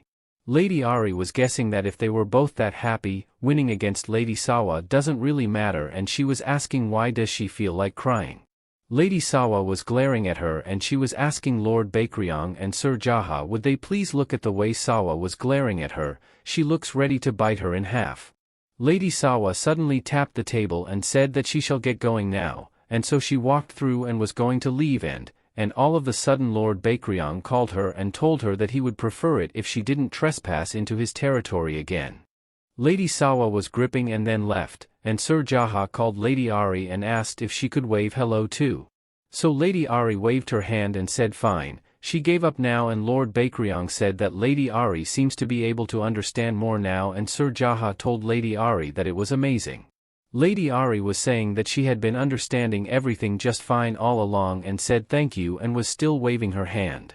Sir Jaha called her again and wanted her to clap, and Lady Ahri was confused and Sir Jaha was clapping his hand to teach her. Lady Ahri took a deep breath and Sir Jaha was pleading at her, and Lady Ahri was asking how did her life turn out that way. And so she clapped her hands and pleaded to try to understand what she truly felt inside. The next day, Yono was telling Lady Ahri that she had to. She can speak pretty well now, but it makes no sense that she still cannot walk. Sir Jaha told Yono to take it easy, and Yono asked Sir Jaha if she was going to take responsibility for her if Lady Ahri never learns how to walk. Sir Jaha said that he means he can definitely take responsibility, and he was always ready to dedicate her life to Lady Ahri. And all of a sudden Lady Ahri was trying her best to stand up. She was toddling and trying to step, but she flailed and stumbled to Yono, but Yono catches her. She was still toddling and she released Yono's hand and was trying her best to walk. She was standing really nervous and Sir Jaha was really anxious and Yono was waiting for her to walk. She stepped on her right foot and Sir Jaha and Yono were really happy for her, cause she learned so fast, and Lady Ahri was beaming at them. Lady Ahri was now really walking. She was walking in the hallway and then suddenly she sensed something familiar, but she didn't like it and she was frowning. And it was Lord Briang saying that he got permission from Briang, and Lord Irang said yes, and what his uncle said. Sir Maru said that they knew he was lying, and Sir Jaha said that it was right and they were not that stupid. Then Lord Briang saw Lady Ahri and Lady Ahri was shocked and sweating, saying that it was the dumb dog, and Lord Briang was waving at her. And so she turned away, saying that she didn't come all the way there to see that and she was leaving now. But she was really shocked when someone blocked her way, and it was Lord Irang saying long time no see, pretty tiger. Lady Ahri was asking in her mind who he was and she doesn't remember ever meeting that dumb dog. She suddenly held on and Lord Irang said that it was him and did she remember. Lady Ahri answered that of course she was an ass who could forget that ridiculous request and she was clenching and she was asking how did he get so big so fast and she was still tiny. Lord Briang was in his room busy doing something, and the four of them were staring at each other. And all of a sudden Lord Briang called Lord Briang and said that he should have told him that he was busy, and Suraru sighed and told Lord Briang that he was hardly in a position to say that. Lord Briang said that he didn't tell him either, and Suraru said that he refused to listen to him and no matter what he said, he kept saying it would be fine and Sir Jaha said that it was right. Lord Irang was shrugging and told his uncle that one's on him and Lord Briang was really shocked saying that it was not him and his reputation was on the line there. Lord Briang asked Lord Briang about anything he can help with and Lord Briang told him that if he wished to help, wanted him to get out. Suraru told Lord Briang that Lord Briang asked him to leave and Sir Jaha was teasing him too. Lord Briang said that he heard it too and Suraru told him that it was his own fault for bringing it up and Sir Jaha asked doesn't it feel like more divine animals have been visiting lately and Suraru said that now that he mentioned it and Lord Briang was asking what does he mean and did someone other than him visit. Suraru answered that with the marble granted to the eastern lands, it was only natural for regular divine animals to gather there, but even Lady Sawa came by recently. Lord Briang was shocked and Sir Jaha said that Lady Sawa stopped by without any notice and the rulers of the northern lands were always so eerie and Lady Sawa is especially and Suraru said yes and her underlying motives were pretty obvious. Sir Jaha said that Lady Sawa has always been like that, she never used to just barge in without notice though. Lord Briang was thinking and guessed Lady Sawa must have had a good reason to visit and come to think of it, it was quite fascinating and asked Lord Briang don't he think about it. Lord Briang was asking what he was referring to, that her tiny body was able to handle the power of the marble. Its power was potentially too strong for even the rulers of the four lands, but Lady Ahri's body was handling it and asked was that really so estranged. Sir Jaha was annoyed saying that it was Lady Ahri they were talking about and she can handle anything and Lady Ahri was the most amazing being in the world. Ahri was telling Jaha in her mind to stop and Lord Briang said that true, the divine power he can sense from her was quite strong enough to pose a threat to some. But she knew she was super adorable and she still didn't want to come to the western lands with them.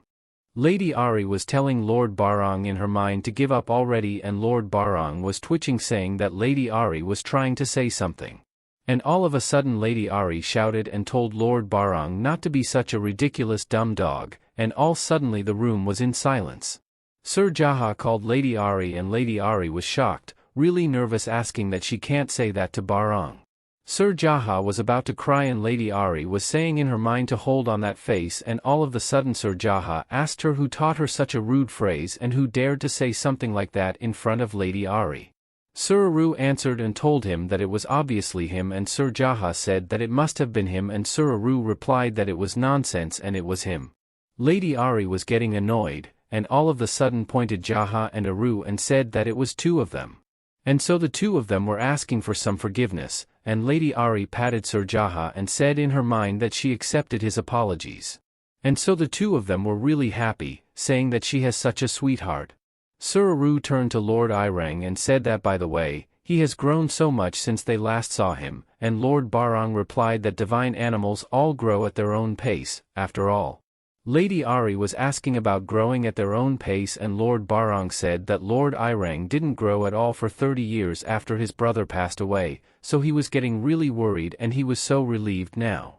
Sir Jaha said that divine animals with enough power were practically immortal, after all, unless they were killed by someone and 30 years was a very short time in that sense. Suraru said that he supposed time and age mean very little to divine animals like them and Sir Jaha said that 30 years was nothing. Lord Briang replied that unless they were really, really old foxes like Miho, he guessed. And he suddenly told Lord Briang that he was very mature for his age, he was born much later than he was, but he has so much influence already. Lady Ahri was shocked, asking if Briang was younger than Briang and much younger at that. Lord Briang tapped the table and told Briang to enough of his nonsense and to tell him why he was there, and he was glaring at Lord Briang. And so Lord Barong said that fine and wanted him not to glare at him like that, and he asked if he and Miho were chasing after the dark spirits, and Lord Bakryong answered not yet. Lord Barong said that he got it, the dark spirits haven't made a move ever since the council meeting and he nearly forgot the actual reason they were there. Suraru was gritting and said that the fact that it took them that long to remember was a mystery in itself. And all of a sudden Lord Barong put something on the table and said that the baby bird asked him to give that to Ahri, and Suraru was asking if he meant Lady Neri. Lady Ahri was asking herself if Lady Neri has something for her, and she thought she didn't like her. And so Suraru told Lady Ahri that he will open it for her, and the moment they opened the box Lady Ahri was really shocked and it was flashing in front of her, and she was asking if it was a yellow rose, and all of a sudden Lord Barong laughed and said that it signifies both jealousy and denial. Lady Ahri was looking at it that was so sparkly and glimmering and asking if it really was, and Sir Jaha saw that there was a note too. Suraru read it and he was frowning reading it, and it says that Lady Neri refused to acknowledge her, but let them get along. Lady Ahri was annoyed, saying in her mind that Lady Neri sounds like a whining child and how cute it was. She supposed guiding an immature child in the right direction was something that she, as the more mature one, must do. And all of a sudden Sir Jaha called Lord Barong and Lord Irang, and he slid the door and Suraru put down Lady Ahri on the chair, and they grabbed Lord Barong outside the palace, and so Lord Barong said goodbye. And he was really angry, saying that he refused to be sent away like that, and he was reaching his hand to Lady Ahri, and Lady Ahri waved goodbye to him and called him a dumb dog again. The next day, Lady Ahri was playing outside the palace by the river and she was really happy running, also Yono and Sir Jaha were so happy looking at her. And all of a sudden a ball rolled over to her and she was really shocked, asking if it was a ball. Then she saw Sir Jaha staring at her and she suddenly ignored Jaha, saying that she didn't want to play with a ball. The ball was turned over to him and he was really sad, and Yono told him that perhaps Lady Ahri simply does not like playing with a ball. Sir Jaha was dropping and said that the sight of Lady Ahri playing with a ball and asking would be really adorable, wouldn't it? Sir Jaha returned to Lady Ahri the ball and Lady Ahri was flailing and still ignored him. Then she suddenly thought of something and thought that she doesn't have to play the way Jaha wants her to, as long as she plays with the ball. And so she tapped the ball with her feet and Jaha was shocked and asked Lady Ahri if she was going to play with the ball. Lady Ahri pulled her feet and Sir Jaha said that he will roll it over to her as many times as she wanted, and wanted her to kick the ball that way, but Lady Ahri kicked the ball away back and it was really far to them now.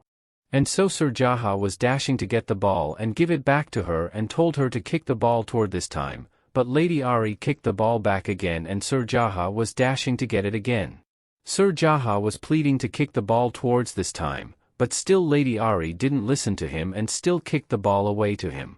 He was huffing and Yono asked him if that wasn't what he intended. Jaha answered not at all, and the moment he raised his head up, Lady Ahri called him and was beaming at him.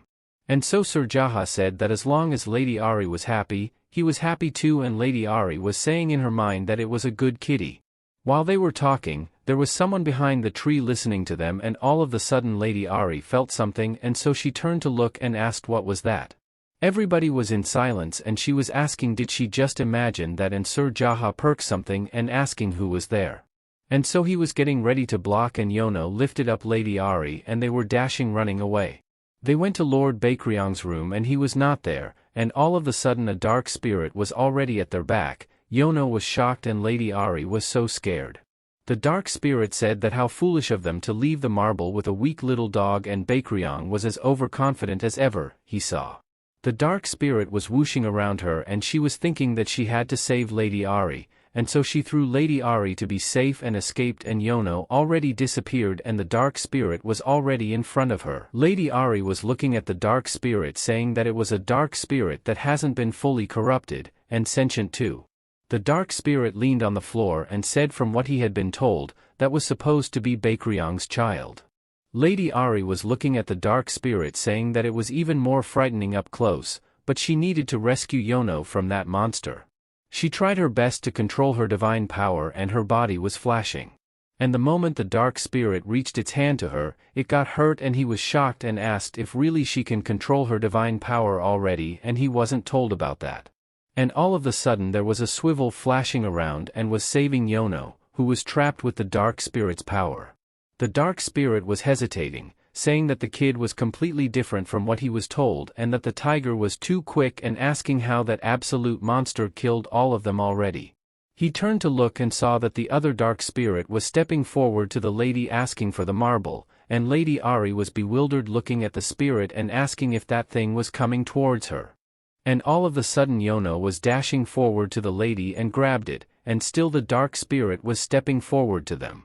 And then suddenly the dark spirit was cut with a sword and hurt with Lord Briang and said that they all seemed to have a death wish. Suraru was at his back taking a deep breath and said that a whole army of those pets came rushing in out of nowhere and he was throbbing. Yono asked about a whole army he was saying, and Suraru answered yes, it was ridiculous, dark spirits aren't sentient at all, so they can't form armies like that. Yono asked if that does mean someone controlling them, and Sir Jaha said that one of the rulers of the four lands was definitely involved, and that much was clear. Yono was shocked and Suraru was calling him. He was hurt and Yono asked how did that happen. Lady Ahri seemed so worried and called Sir Jaha's name, and Sir Jaha said that it was nothing to worry about and smiled at her.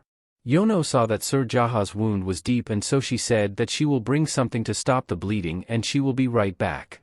Yono already came back from getting a towel to compress Sir Jaha's wound, and Sir Jaha said that he was chasing after the dark spirit, but someone got in the way, someone who was strong enough to injure him like that. Yono was still wiping the blood out, and Lady Ahri was thinking and saying in her mind that it had gotten much worse than the last attack and one of the dark spirits could talk. She called Yono and Yono turned to look and answered yes, and Lady Ahri said that the dark spirit talked. Yono said that it was right, there was a dark spirit that could speak. It all went by so quickly that she hardly remembered, but it definitely called her a weak dog. Everyone in the room was silent, and all of a sudden Suraru asked if it was true and Yono answered yes it was. Lord Briang was thinking, and so he called Aru and was going to leave. Lady Ahri suddenly turned and said in her mind to wait and asked where they were going. And so she stepped down from the chair and was dashing to follow them. And then suddenly she heard Sir Jaha say that the lady was in danger, but he failed to protect it. Lady Ahri was telling Sir Jaha in her mind that he was injured and asking what he was saying, and such a dummy. And so she stepped back and came near to Jaha and held Jaha's hand, and she told Jaha that he was dumb. She held firmly Sir Jaha and said in her mind that she guessed she would be generous today, and so she blew Jaha's wounded arm, and Sir Jaha was going to cry. And he said that Lady Ahri has to be a genius, and they never taught her how to blow on a wound, but she knows it already. And he told Lady Ahri that it doesn't hurt at all anymore, and Yono asked if it really was, and then she suddenly pressed the wound with her finger, and Sir Jaha was really hurt and Yono was laughing at him. And she said that Lady Ahri doesn't like liars, and Sir Jaha said that Lady Ahri likes him no matter what. The next day, Lady Miho visited Lady Ahri, and she said that Lady Ahri gets cuter every time she sees her, and she has grown so much, and the day after her divine power awakened, she suddenly grew. Lord Briang told Lady Miho that the dark spirits couldn't get near Lady Ahri, and Lady Miho asked if Lady Ahri can use the marble's power already and said that it was amazing.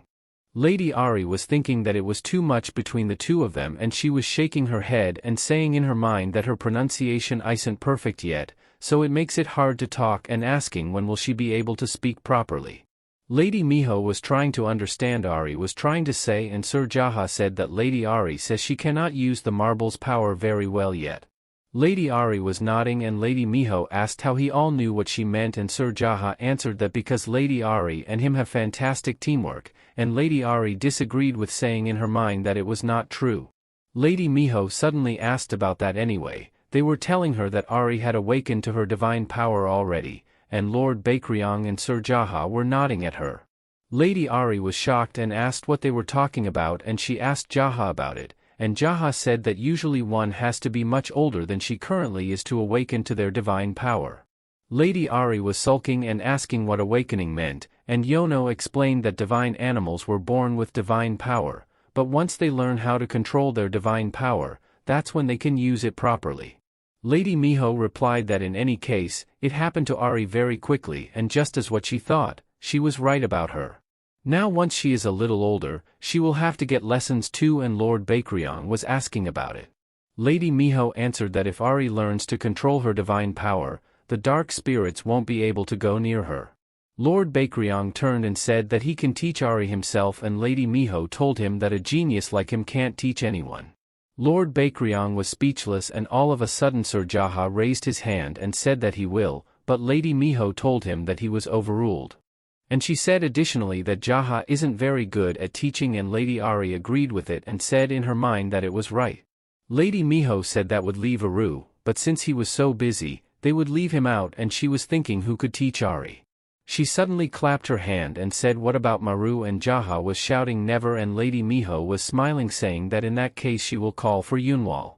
They were really shocked, and Lady Miho said that she was glad that everyone agreed, and Yono was asking who was Yunwal because she didn't know it.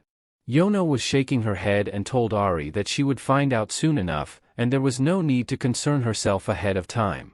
But Lady Ahri wanted to know and wanted Yono to tell her, and she wants to find out now. Lady Miho was smiling and asked Ahri if really wanted to know, and Ahri was nodding her head.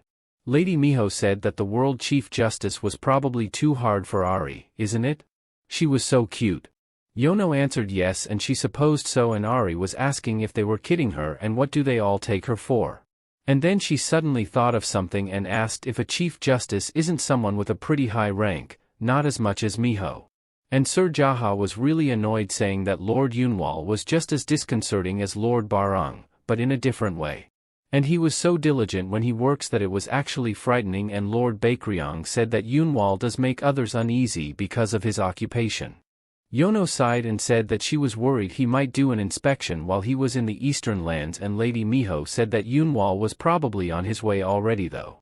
Everyone was shocked, and she suddenly smiled and said that she already told him to come, and Ahri was asking what's with the fox, and was she rubbing it in their faces that they never had a choice. Lord Bakryong was throbbing and said that she had planned that all along, and Lady Miho answered that having him sew an inspection while teaching Aru would be perfect, wouldn't it? Sir Jaha bumped his head on the table saying that they were dead, and Yono was slumping saying that they might not survive that. Lady Miho asked Lord Bakryong isn't that good for him, and how kind of her to give him a heads up on an inspection and not tell others. Lord Bakryong said that he had nothing to hide, and Lady Miho said that it was true and it was really amazing, and he never got caught for anything, while Barang got caught 998 times.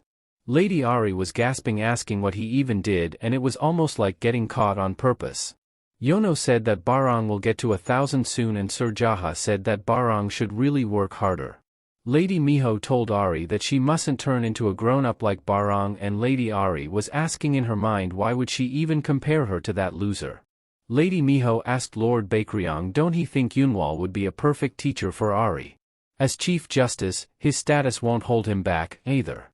And he knew Yunwal was very strict about keeping his personal life and work separate, and she was sure there won't be any incidents for a while since a whole horde of dark spirits just dies. And she was stroking Lady Ahri's face saying that she just hoped Ahri was able to control power perfectly before the next attack. A few days later at Bakryong's palace, Yono and Jaha were finding Lady Ahri and searching everywhere. Jaha asked Yono if Lady Ahri wasn't there because he didn't find it either in his place he was searching. Yono answered no, she didn't see her and she wasn't in Lord Bakryong's office. She said additionally that Lady Ahri was uncontrollable and she was fine on most days, and then she suddenly does that and she just can't predict her. Yono was really worried, saying that Lady Ahri might be in danger, like how she was last time. The two of them were really busy finding Lady Ahri, but Lady Ahri was just looking at them, hiding behind the tree, saying in her mind that she had been behaving herself lately for that very moment. Sir Jaha told Yono not to worry, Lady Ahri will be alright and they will go and look for her over there, then Yono answered yes. They were dashing around and the lady took a deep breath, and said that finally they were gone, and asking how long do they intend to keep watching over her like that. They were suffocating her, they haven't left her side since the dark spirits attacked. And she needed some privacy too, and there was this place she could see from Bakryong's palace, but she had never been to an unexplored place. And she can't let Yono and Jaha know about her hideout. She was already at the place and she was really happy walking around the beautiful place, but all of the sudden she saw someone sitting under the big tree. And she was asking if it was one of the divine animals who lived there, and she didn't know anyone lived there. And things might get annoying if she gets caught and she should get back to the palace. And so she was slowly turning to get back. She suddenly holds on and guesses that sneaking a peek might not be such a bad idea. And so she stepped back, sneaking forward, then sat down beside that divine animal. And she was wondering who that divine animal was, and she had never seen another tiger aside from Briang. Then she suddenly saw a petal plop on that divine animal, and she reached it with her hand and the divine animal twitched and she was really scared, thinking that she better run. But all of a sudden the divine animal grabbed her hand, and the moment she turned to look, the divine animal asked her where she thought she was going. Lady Ahri was hesitating and mumbling that she woke him up. The divine animal glared at her and asked if she didn't know how to speak yet. Then he stood up, then she suddenly answered she did, and the divine animal replied that it was good for her. Lady Ahri was sulking and asking what's with the divine animal. He was pretty irritating. The divine animal told her that she can glare at him all she wanted, and Lady Ahri was really shocked because the divine animal knew her name. And thinking and asking if all of the divine animals in the eastern lands know her name, then she asked the divine animal how did he know her name, and the divine animal replied well, he wondered. Lady Ahri asked in her mind what was that supposed to mean, and that one's not normal either. The divine animal said that by the way she came quite far, and Lady Ahri replied that it was not far. The divine animal pointed and asked if really was and wanted her to take a look at Briang's palace. Lady Ahri turned to look and asked what about it, and she was really shocked and said in her mind that she swore it was right next to that pass. She was really annoyed, saying that the tiger was playing tricks on her and she wanted the tiger to put it back, and the divine animal asked what to put back and he didn't know anything about it.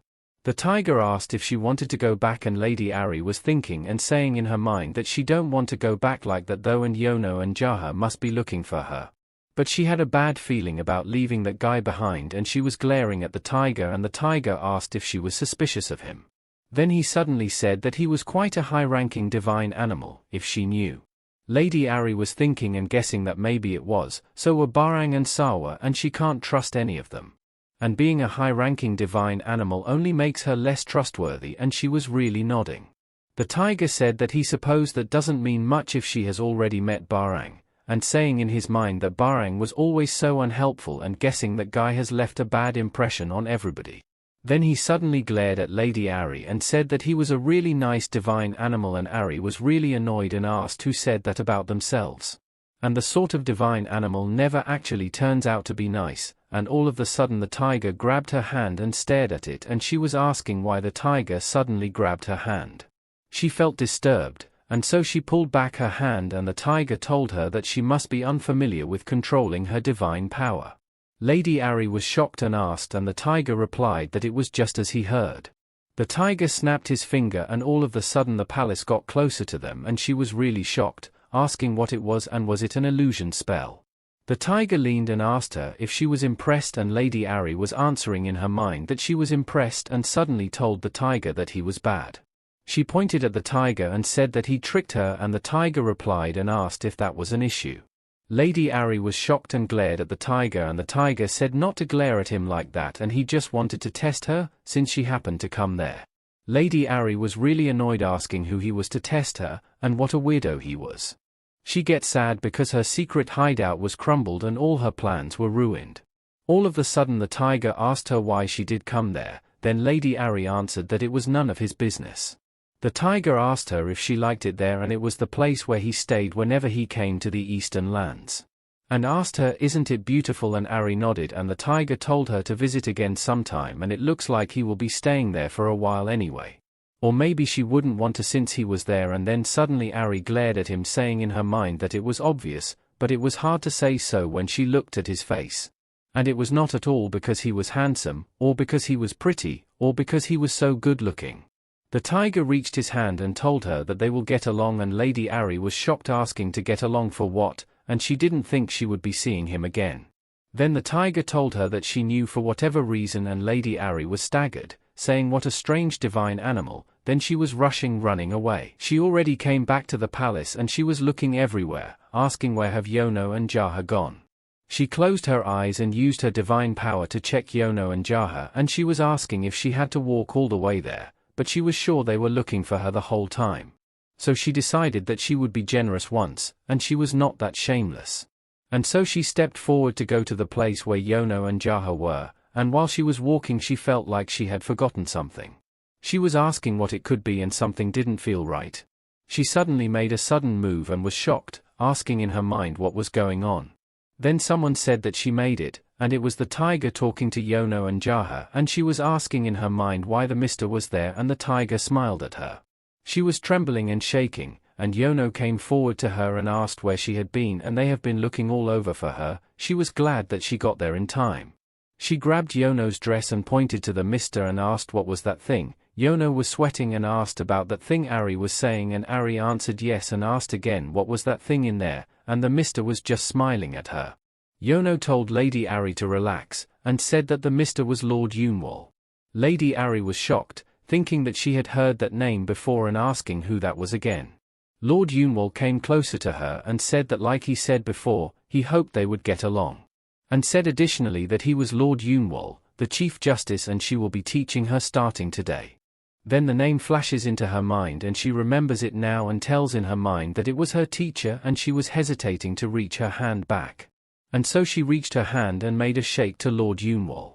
And she was saying in her mind that since he was handsome, he passes for now. Though she doesn't know how good of a teacher she will be. Lord Yunwol smiled at her and told her that now they will go and see Lord Baekryong first.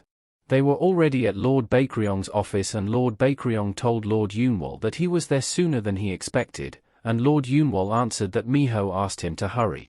Lord Baekryong stepped forward and said to Lord Yunwol that he thought the dark spirits would be taking up his time, and Lord Yunwol answered yes, and his work had increased dramatically and thanks to them and because of whoever was controlling them. And said additionally that they were like ghosts and there was not a single trace to be found. Lord Baekryong sat down and said that it sounds troublesome, and Sir Jaha said that even Eru and Muru couldn't find any clues. Lord Yunwol sighed and said that those two were probably scouring all of the territories even as we speak.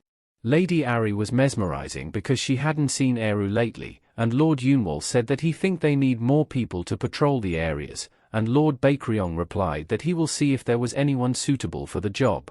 She turned to look at Jaha and asked why don't he go on patrol. Sir Jaha was sweating and Lady Ahri was staring at him, saying that it was written all over his face. Sir Jaha told Lord Baekryong that he had never gone on patrol before, but if he needed him to, he could do it. Sir Jaha was really fluttered and they can all tell that he doesn't want to. Then again, patrolling really doesn't suit Sir Jaha and he would definitely run away in the middle. Lord Yunwol laughed and said that there was no need to worry and he was sure Baekryong had no intention of asking him. Lady Ahri was saying in her mind that Jaha don't be so happy about it and it means he doesn't trust Lord Yunwol. Lord Yunwol said that anyway, he was not late just because of the dark spirits, and Lord Baekryong asked what other reason could he have.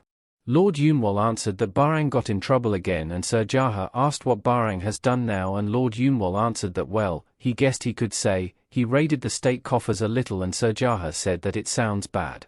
Lord Yunwol said that it was not like he does much work anyway, and Yono said that Lord Briang really was free spirit.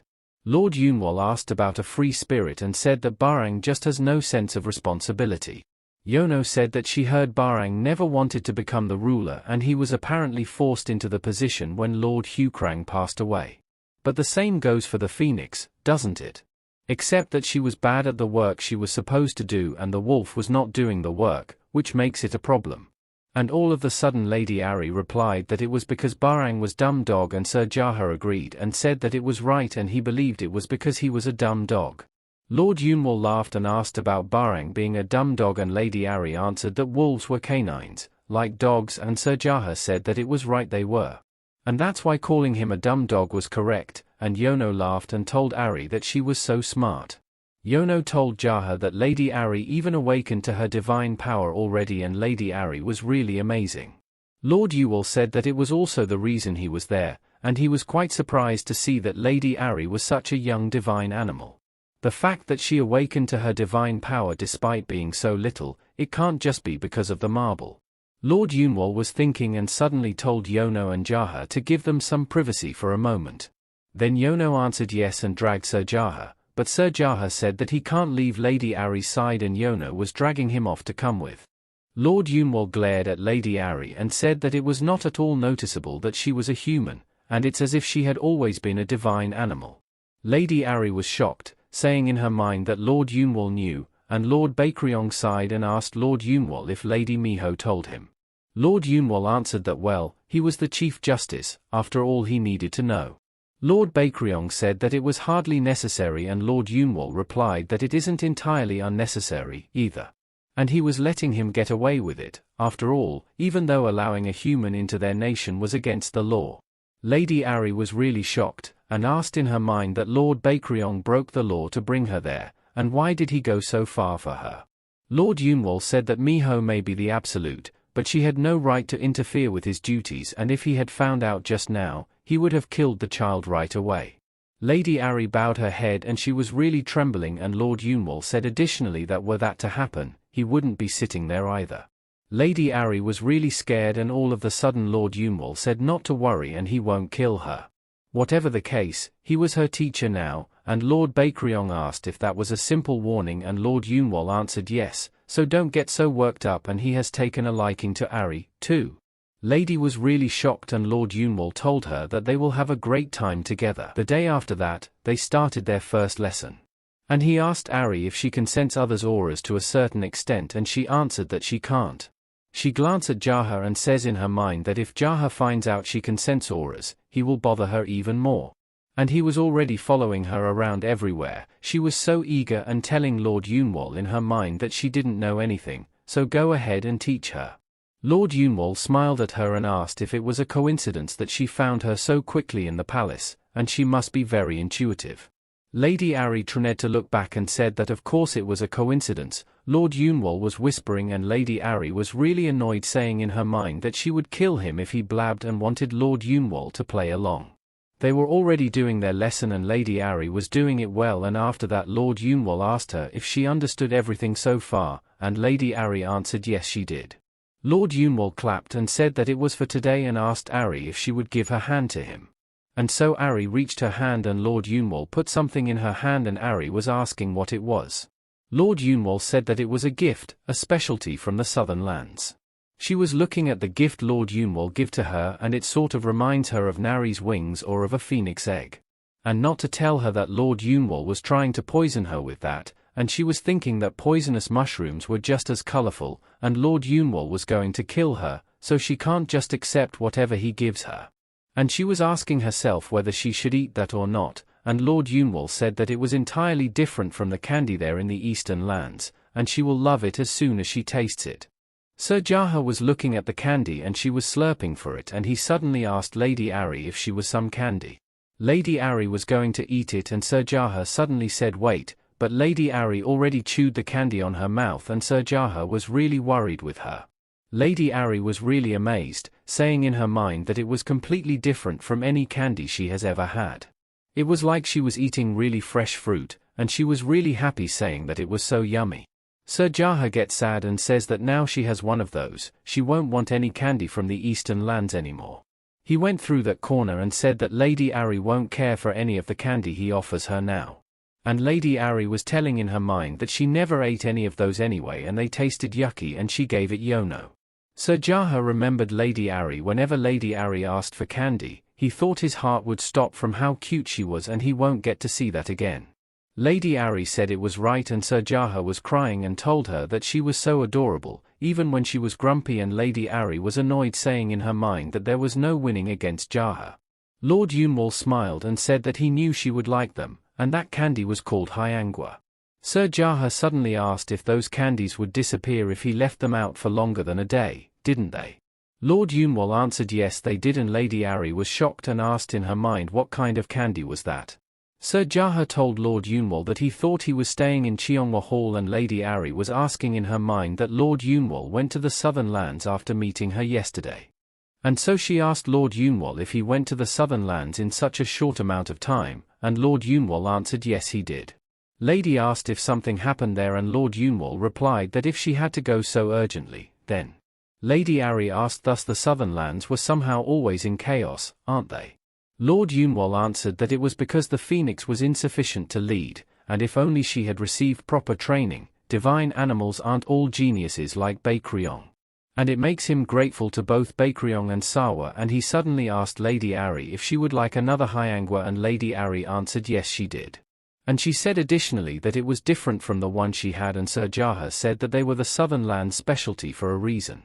Lady Ahri was eating a hyangwa candy and thinking about the Southern Lands, and she wondered if Nari was doing all right. Lord Yunwol was at Lord Bakryong's office, and Lord Bakryong asked if he would visit the Southern Lands yesterday. Lord Yunwol answered he did, and asked where he expected the dark spirits to be hiding right now, and he must have had some idea, since he sent Eru to investigate the Southern Lands.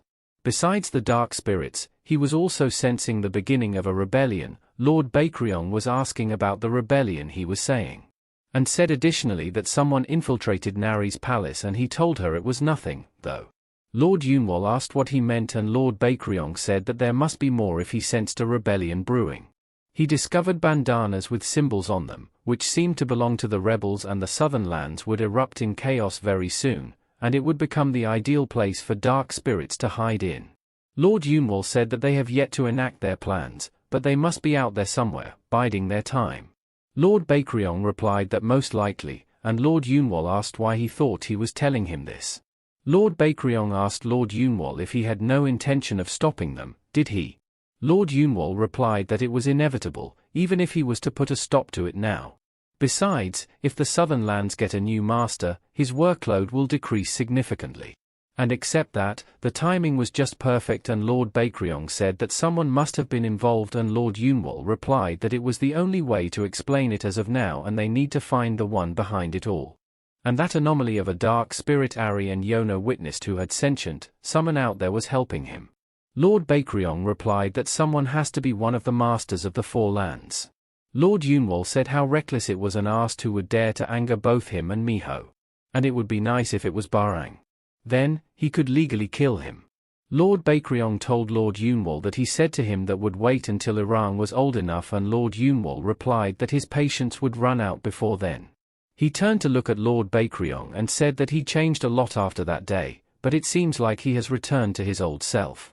Then suddenly asked if it was because of Ahri, and Lord Bakryong answered that it was none of his business. Lord Yunwol asked what he planned to do with Ahri, and he couldn't just keep saying that she was his child when she was not. And he said additionally that even if it was to protect her, he didn't think so. Lord Bakryong told Lord Yunwol that he had gotten more meddlesome, and Lord Yunwol said that he was her teacher after all, and they would just say he was concerned for his pupil. All of a sudden Sir Jaha arrived and told Lord Yunwol that he had brought everything he asked him to. Lord Yunwol told him that he did a good job, and all of a sudden all of the books and papers fell to the floor, and asked Lord Yunwol if he was really going to start his inspection today. Lord Yunwol told Jaha that instead of wasting his time asking, shouldn't he be getting on with the work?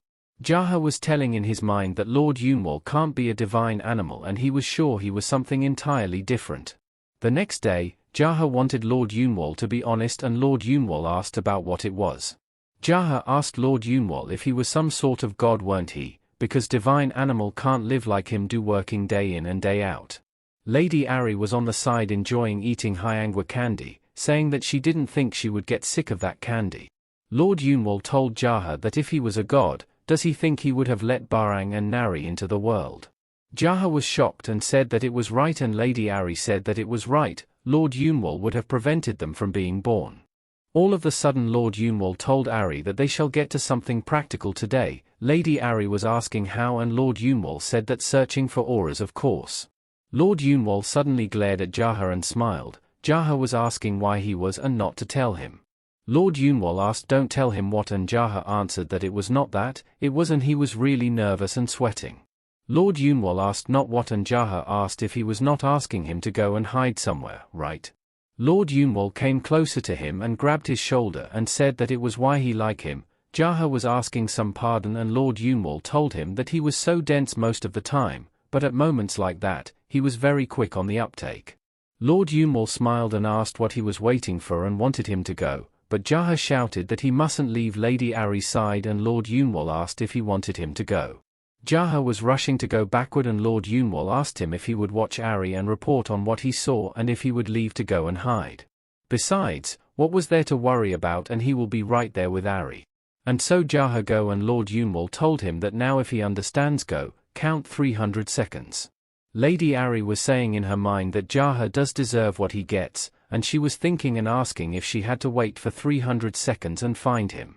She was starting to count and Lord Yunwol told her that she didn't need to count, they would just wait for a bit and go when they felt like it.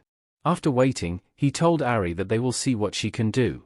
Ahri was asking what he was so happy about and was he looking forward to teasing her now that Jaha was gone. Lord Yunwol told her that he still had more hyangwa left and asked if he wanted some. Ahri nodded her head and so Lord Yunwol gave her a bag full of candies and said that hyangwa sure was delicious, but they also helped her get her mind off things.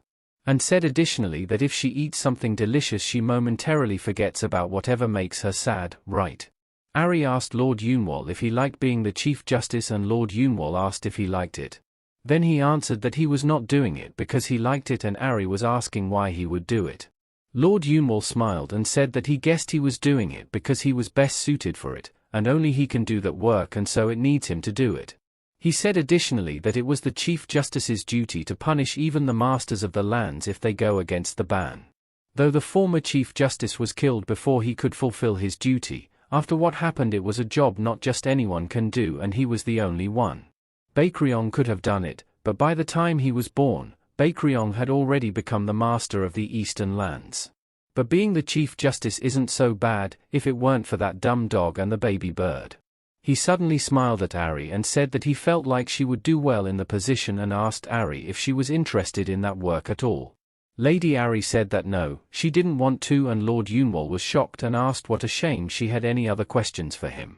Ahri was thinking and then suddenly asked Lord Yunwol if he was married, and wanted Lord Yunwol to tell her about his first love. Lord Yunwol answered that he wouldn't be a very good husband if he wandered around for months on end like that, would he? Ahri was thinking and said in her mind that she guessed so and asked wandering around and she felt like they were forgetting something. Then she suddenly said Jaha and Lord Yunwol said that he forgot, Jaha doesn't seem to know that she can sense auras already, so they will just say it took her a long time to find him. Jaha was hiding in this place and he was crying calling for Ahri and Lord Yunwol, asking when they will come and find him. And all of a sudden Lady Ahri and Lord Yunwol arrived and Lady Ahri said that she found him. Jaha was crying and asked what took her so long, and Ahri was telling in her mind that she can tell Jaha that they forgot about him and she felt sorry about it. And so Lord Yunwol told Jaha that Ahri tried really hard to find him and Ahri said yes and nodded her head. Jaha asked if really was and he suddenly turned happy and Ahri was saying in her mind that Jaha was so easy. A few days later, Jaha and Ahri were outside the palace and Jaha told Lady Ahri to try again and Ahri said no and Jaha was really happy telling Ahri that he will go and hide again and wanted her to count to 300 and try to find him. Lady Ahri was really annoyed and she just sat up under the tree and sighed and asking how did she end up having to play hide and seek with that cat. She had those teary eyes and said that it was all Lord Yunwol's fault and all of the sudden someone called her name, and the moment she turned to look she was really shocked. It was Lord Briang waving at her and asked what she was doing, his adorable Ahri. Ahri was really staggered and asked what that dumb thing was doing there and wanted to tell she was dreaming. Briang grabbed her up and asked why she was there all alone and she must be waiting for her. Ahri was wiggling her body to escape and wanted Briang to let go of her. Lord Briang was really happy and asked Ahri if she would like to spend the day with him today and Ahri said no, never. Lord Briang suddenly cuddled her and she suddenly shouted and called Jaha and Lord Briang asked what was the kitty going to do. Then she suddenly felt Lord Baekryong's aura and Lord Baekryong appeared at Lord Briang's back and was calling him. Lord Briang was really shocked and said that it was a pretty large kitty and Lord Baekryong was glaring at him. Briang suddenly put down Ahri and said to Lord Baekryong for a long time not to see his friend. Lord Baekryong told Briang that he thought he told him never to set foot in the Eastern lands again. He was really nervous and sweating and Lord Baekryong told him that Yunwol went to the Western lands because of him, and asked why he was there. Ahri was staggered and thinking and asking about Yunwol went to the west because of Briang. Then what was Yunwol doing over there with no one to greet him? Briang cleared his throat and wanted Baekryong to hear him out, and he had something important to tell him. He suddenly said that he wanted to come see Ahri, but he was too scared of Yunwol and Ahri was really stunned hearing him. Lord Baekryong throbbed his head and said that he knew it, then Briang suddenly said that he did actually have something to tell him, but he will tell him later and she saw Ahri so he would better go now. Ahri was shocked and asked what had gotten into him all of a sudden, and Briang was dashing to go and told Baekryong that he came there to get Yunwol and he left because he wasn't there. Ahri was asking what on earth Briang was saying, and Briang said additionally that it was pure coincidence that they didn't run into each other. He suddenly bumped into Sir Jaha and Jaha was crying and asked Ahri why didn't she come to find him. Ahri was really annoyed, saying that Jaha and Briang were really getting on her nerves. Then she suddenly pointed at Briang and said that it was Briang's fault, and she was looking for him really hard, but Briang got in the way. Jaha turned to look at Briang and wanted Briang to apologize, and Briang was asking for what? Jaha was pleading with Briang to say sorry, and Lady Ahri was playing hide and seek with him, and so Briang said sorry. Jaha got angry and told Briang that it wasn't sincere at all, and Briang said that he said sorry and pleaded to let him go. And all of a sudden someone called Briang, and it was Lord Yunwol. Smirking, looking at him, and said that he called him over, saying it was urgent, and asked what he could be doing there.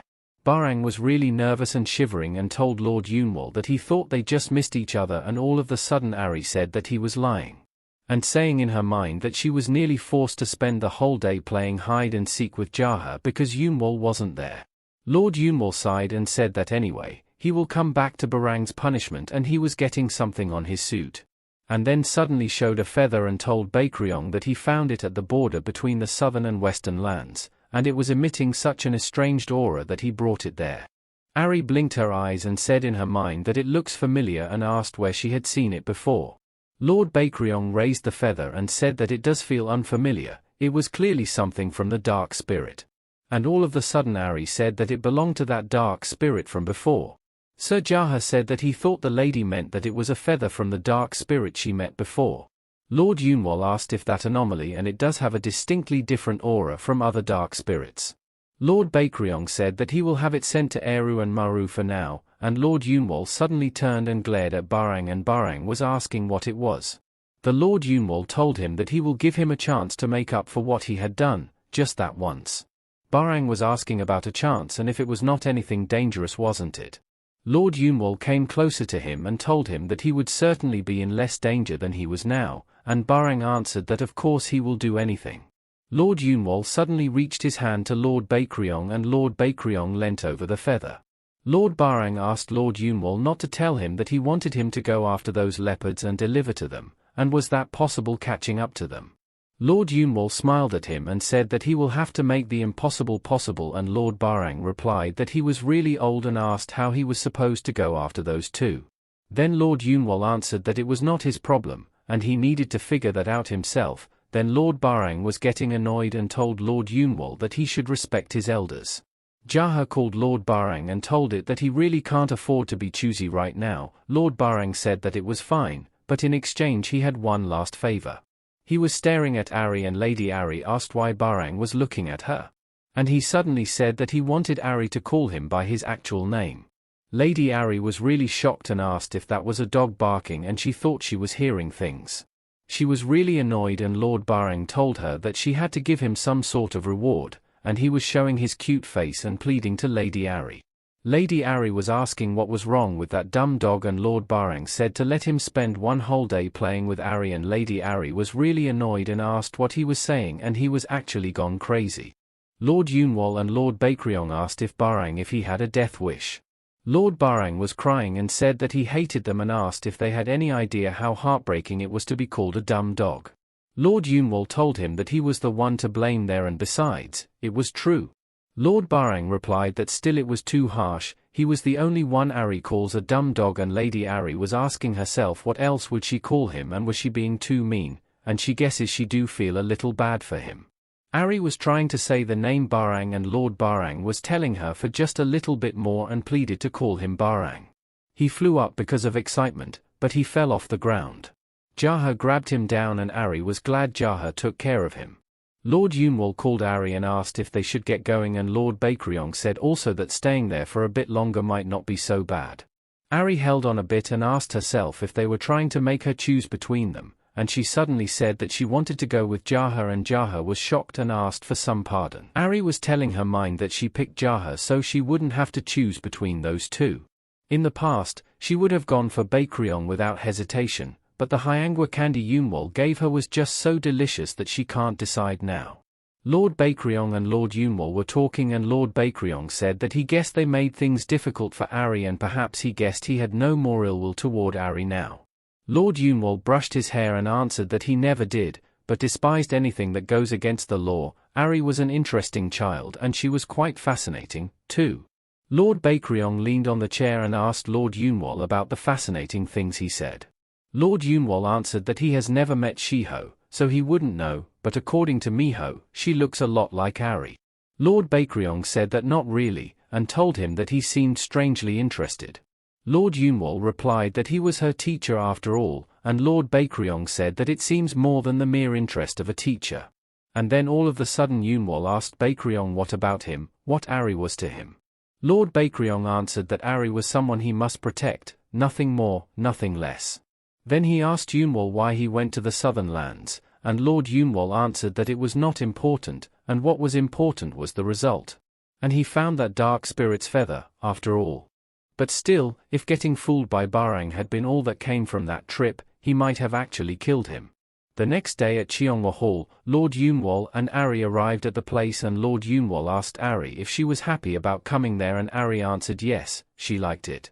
And she was thinking that it would have been perfect as her secret hideout, but she guessed she would let Yunwol keep it for now, and she can't take away her teacher's home. Lord Yunwol opened the door and Ahri was staggered because the place was all messy and asking what was all of that. And she asked Yunwol if he was obsessed with work and Lord Yunwol answered that it was not that bad. Then she suddenly saw wriggling covered with a blanket and she was asking what was that. She stepped forward and said that there was something in there and she wanted to take a look.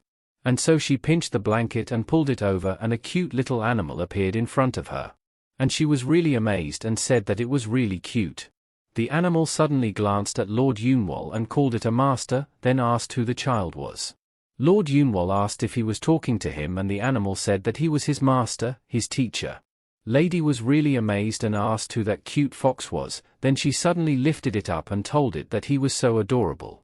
The fox was wiggling to escape and wanted Ahri to let go of him and Ahri asked where he came from, and he was so cute. The little fox had those teary eyes and was asking for help and he was looking at Lord Yunwol. Lord Yunwol asked who he was and how he got in there. The fox was shocked and said that he can't believe he didn't remember him, and that was so cruel. Lord Yunwol told the fox that he never took in any pupils other than Ahri. And Lady Ahri was telling in her mind that it was right, and Lord Yunwol was far too busy to look after a fox like that. The fox was crying and still calling Yunwol a master and Lady Ahri stroked him and told him not to cry. And all of a sudden the fox gets angry and asked who she was calling little and Lord Yunwol took the fox and told Ahri that the fox was fully grown. Ahri was asking herself if Yunwol meant like a grown-up, but it was so small. She was thinking and the fox was frowning looking at her, and the fox stepped forward and said that she heard him, and he was a 100-year-old fox. Lady Ahri was grinning and said that she would like and suddenly squeezed the fox's face and pulled it over and told it that he was so teeny tiny. The fox was asking her to let him go and Ahri was telling in her mind that she was never letting go and wanted the fox to give up. And she will take care of him forever and not worry about a thing. All of a sudden Lord Yunwol said that right and the fox was really happy because he thought Yunwol remembered him. Then Lord Yunwol said that it was not him and he knew something seemed strange, and asked how he was able to talk when he was just a low-level divine animal. The little fox was crying and still calling him a master and Lord Yunwol wanted him to explain why he kept calling him master. And all of a sudden the fox jumped, spinned and turned into a cute little boy. And then suddenly Lord Yunwol said that now he remembered and said that it was him and the fox boy said that it was him Popo and bowed down to Lord Yunwol. He raised his head up and said that it was overwhelming and Ahri was mesmerizing that Popo was such a cute name. And Popo told Lord Yunwol that what he did for him that day was akin to granting him a new life and he will never leave his side from now on. And pleaded to accept him as his pupil and Lord Yunwol said that he can't do that, and wanted Popo to go back to his kind and asked how long he had been following him around. Popo had those teary eyes again and Ahri was thinking and smirking that she thought that Popo would be pretty easy to persuade. Lord Yunwol said that anyway, he will be back in a moment, so just call him out if anything happens. Popo was drooping and Ahri was laughing. Lord Yunwol closed the door and Ahri called Popo in the name Bobo and Popo was really annoyed and said that his name was Popo and not Bobo. Ahri said that it was same difference and anyway she know what he need, and Popo asked what does she mean. Ahri confidently said that she know how he can win Yunwal's approval, and Popo was asking how. She patted Popo's shoulder and told him to just stay right by her side. Popo was shocked and asked how does he win his approval with that, and Ahri told him that he said he would anything, didn't he? And he was not really acting like it, and Popo has something to say, and all of the sudden Lord Yunwal came back and asked if he was still there. Then Ahri told Yunwal that Popo said that he would stay by her side. Lord Yunwal glared at Popo and Popo was showing his desperate face. Then Lord Yunwal said that they have no other choice, then not to follow him around in secret anymore and they will get along. And so Popo was really happy. The next day, Lord Yunwal asked if they shall get started with today's class. Sir Jaha raised his hand and asked what was the fox doing there, and he was glaring at the fox that was eating. And why did he bring that low-ranked divine animal from God knows where into their classroom? The fox stood up and stepped forward and called Sir Jaha a cat and wanted to say it again. Sir Jaha was staggered and asked him how he was able to talk, and said that he was not a cat and he was a lynx, and called the fox a fox cub, and the fox was annoyed and answered that he was not a cub. Lord Yunwal was throbbing because he was so annoyed hearing Sir Jaha and the fox arguing with each other. Lord Yunwal turned around and walked and said that he can't teach like that, and Lady Ahri was laughing and waving goodbye. After that, the place suddenly turned to silence and Lord Yunwal came back and felt relieved, and Lady Ahri asked where did they go, and Lord Yunwal was just smiling and patting the dust on his hand. Then he suddenly answered that he had no idea and he had no clue where they might be and they will continue their class.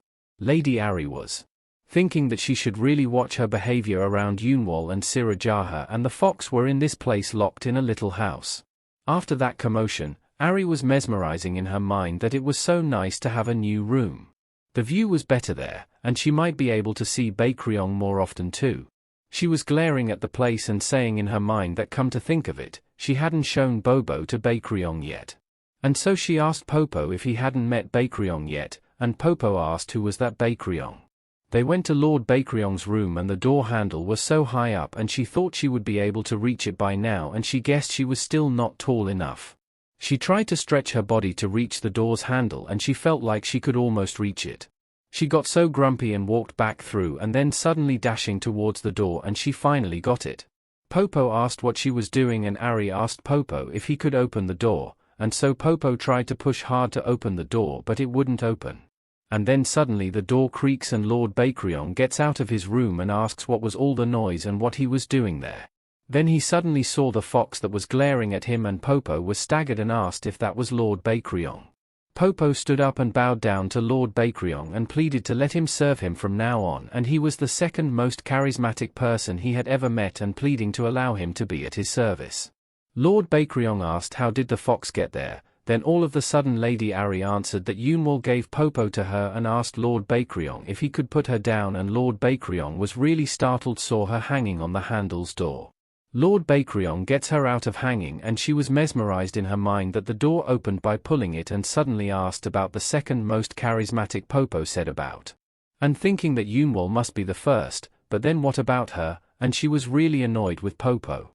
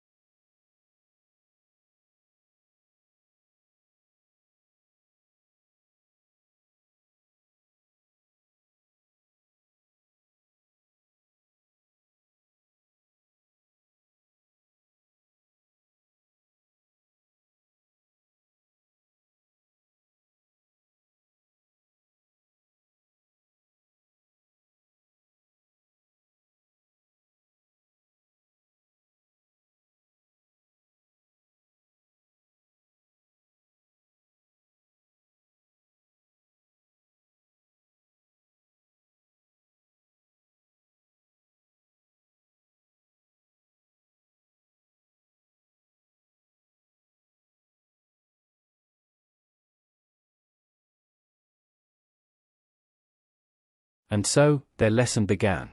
Lord Yunwol happily said that he was a bit surprised and he didn't know she was so eager to learn. Lady Ahri was saying in her mind that she guessed she might as well ask about it since they were there and he thought she was an eager student, so he might actually tell her. Lady Ahri was being cautious and called Lord Yunwol, and Lord Yunwol asked what it was and Lady Ahri asked what did Sawa do.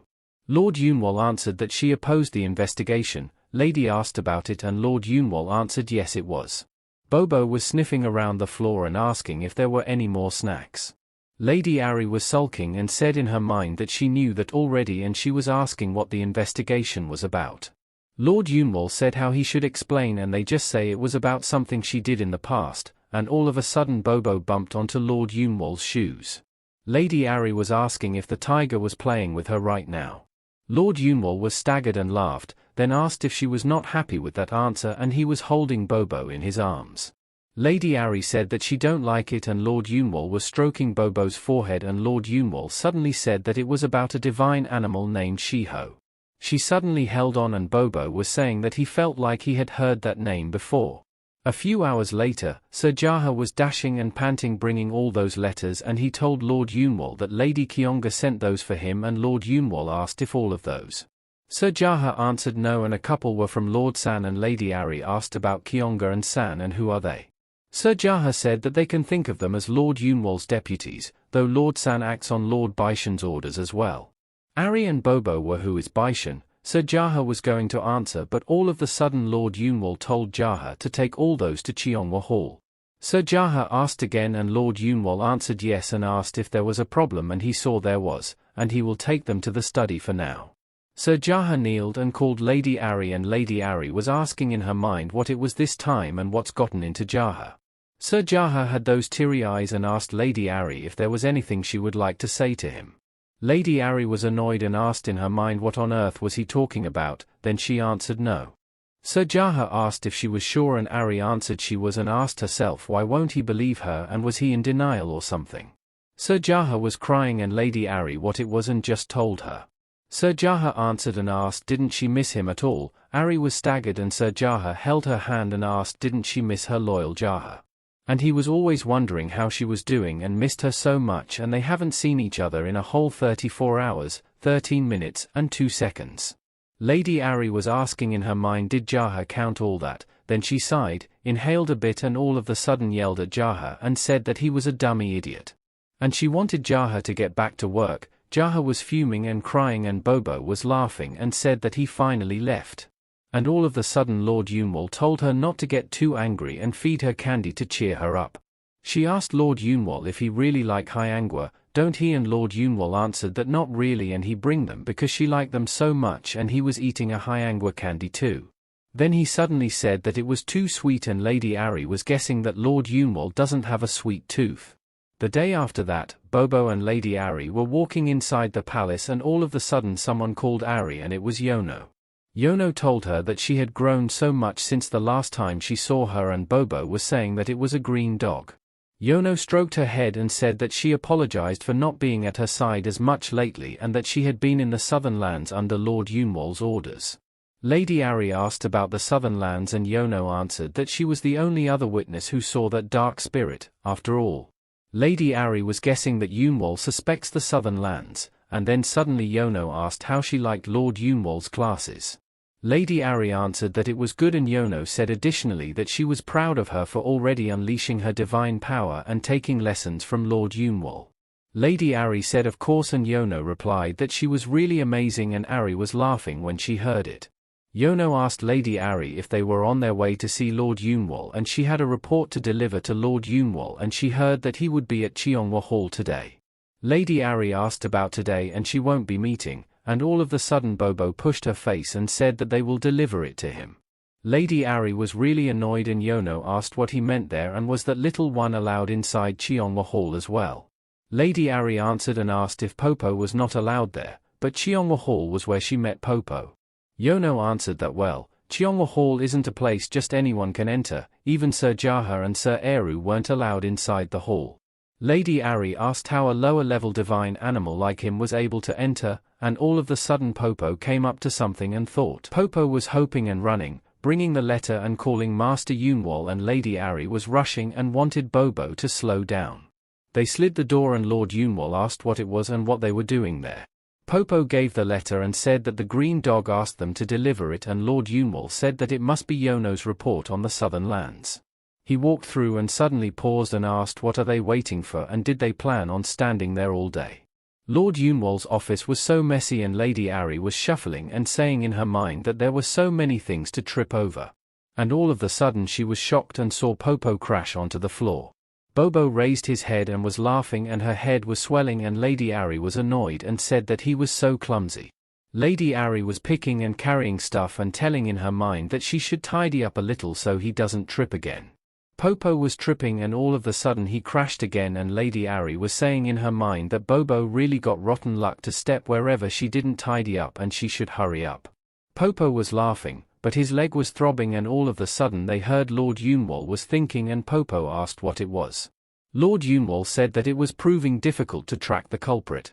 Popo was gasping and looking at his tail, and Lord Yunwol said additionally that the southern lands at that rate, all they could do was wait for a revolt to break out.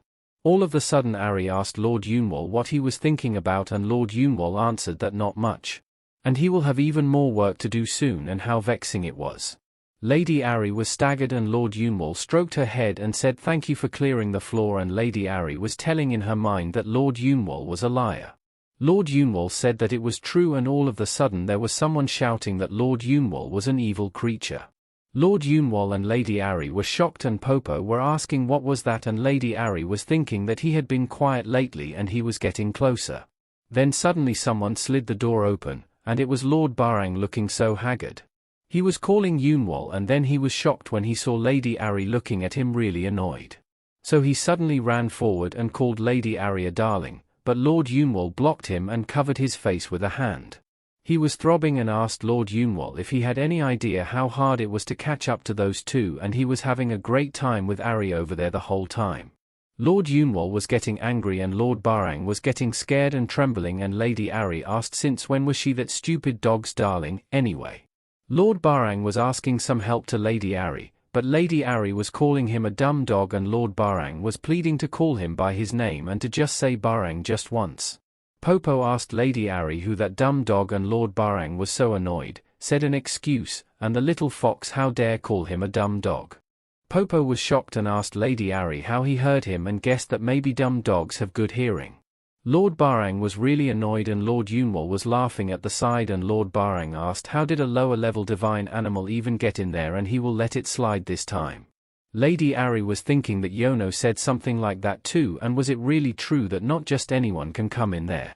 Then she suddenly asked Lord Yunwol if only the special ones come inside Cheonghwa Hall and why and what was the place. Lord Yunwol asked her if she was asking what place it was. He was thinking and said that Cheonghwa Hall is, and all of a sudden Lord Briang said that the Cheonghwa Hall was a place that was covered in a barrier made by Yunwol at all times. Lady was asking about the barrier, but she couldn't tell a thing. Popo and her had no trouble coming there. Cheonghwa Hall was where all the judicial records of the divine nation was kept, and Lady Ahri was asking in her mind, does that mean he works on everything related to the law, in this desolate place? Lord Yunwol said that Miho's palace, which lies at the center of the nation, was where the laws was made. Cheonghwa Hall, to the right side of the center, was where the judicial work was carried out, and Cheonghwa Hall, to the left of the center, is where the administrative work takes place. He was able to take on all of the judicial duties on his own, and Miho does her work alone, too. Lady Ahri asked isn't that his vacation home, and Lord Briang said that he guessed that was not entirely wrong. Lord Yunwol was so quick with his work that he never stays there for long. Lord Yunwol said that only divine animals with special powers were able to enter Cheonghwa Hall. For example, the stronger among the leaders of the Four Lands, or someone with the power of the marble, which possesses absolute power. But he doesn't know why that kid can come in there either. Lord Briang stepped forward and said that come to think of it, and asked if he talks too doesn't he, and how he was able to talk, and he was poking Popo's head. Popo was really annoyed and told Lord Briang not to touch him, and Lord Briang asked how does a low-ranking divine animal like him talk. Popo was getting angry and asked what the low-ranking Lord Briang was saying, and Lord Briang asked how was he changing into a human form as well. And he wanted to see what he looked like as a fox, and Popo called Lord Briang a dumb dog again, and Lord Briang asked how dare he was, and Popo strongly said that he would say whatever he wanted. Lord Briang told Popo that he was childish and to never mind, and there was no use talking to him. Then he suddenly turned to look at Ahri and tried to hug, but Lady Ahri dodged immediately and Lord Briang crashed onto the floor. He was throbbing and asked why her cute little Ahri so mean to him. Lady Ahri was glaring at him and said that the dumb dog keeps crossing the line. Lord Yunwal told Briang that by the way he seems to have a lot of time to waste there and he guesses he doesn't have much to do in the Western lands. In that case, he must have had time to deliver something to Cheonghua Hall. Lord Briang was trembling and shaking and Lord Briang shouted that he was not some dumb dog. Lord Yunwal told him that he had nothing better to do anyway, that's why he was wasting so much time there. Lord Briang asked who said he had nothing to do, and there was a lot to do in the Western lands and he knew that.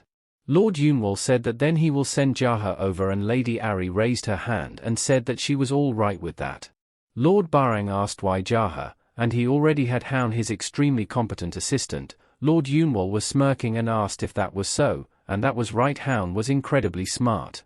Lord Briang raised his finger and said that much smarter than that fool Jaha, and Lord Yunwal told him that in other words, he didn't need to return to his palace for a few days.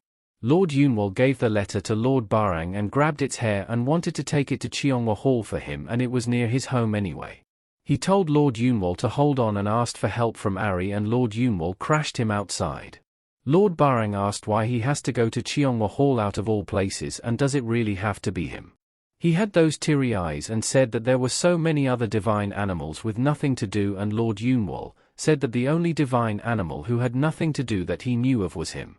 Besides, the others couldn't go inside Cheonghua Hall, and he was really crying and sobbing. He told Lord Briang to hurry up and raise Irang so he can take over if he didn't like it, and all of a sudden Lord Briang arrived and called Lord Yunwal. He was asking what was going on. Cheonghua Hall seemed to be noisier than usual. Lord Briang said to Lord Briang that he was glad he was there and listened to what he was making him do. Lord Briang asked what it was, and Lord Briang answered that Yunwal was telling him to deliver that to Cheonghua Hall. Briang replied that by the way, he thought he told him never to set food in the Eastern lands ever again. Lord Briang was crying and said that these tigers were just too harsh, and he knew it was because neither of them liked meeting Baishan either. He may get along with everyone, but even he doesn't like meeting that lunatic, and they still want him to go. Lord Yunwal answered yes he did, and Lord Briang said calmly that he could delay it. He get something on his pocket and give it to Lord Briang and said that to give that to San if it looks like Baishan will come to the Eastern lands. Lord Briang asked Baishan there, and he guessed Baishan might do that. Lord Briang turned away and said that he would refuse any more visits from the snake to the Eastern lands. That's all for today. Thank you so much for watching. I hope you guys enjoyed. Please don't forget to like, comment, and subscribe to my channel for more content like this. Until next time.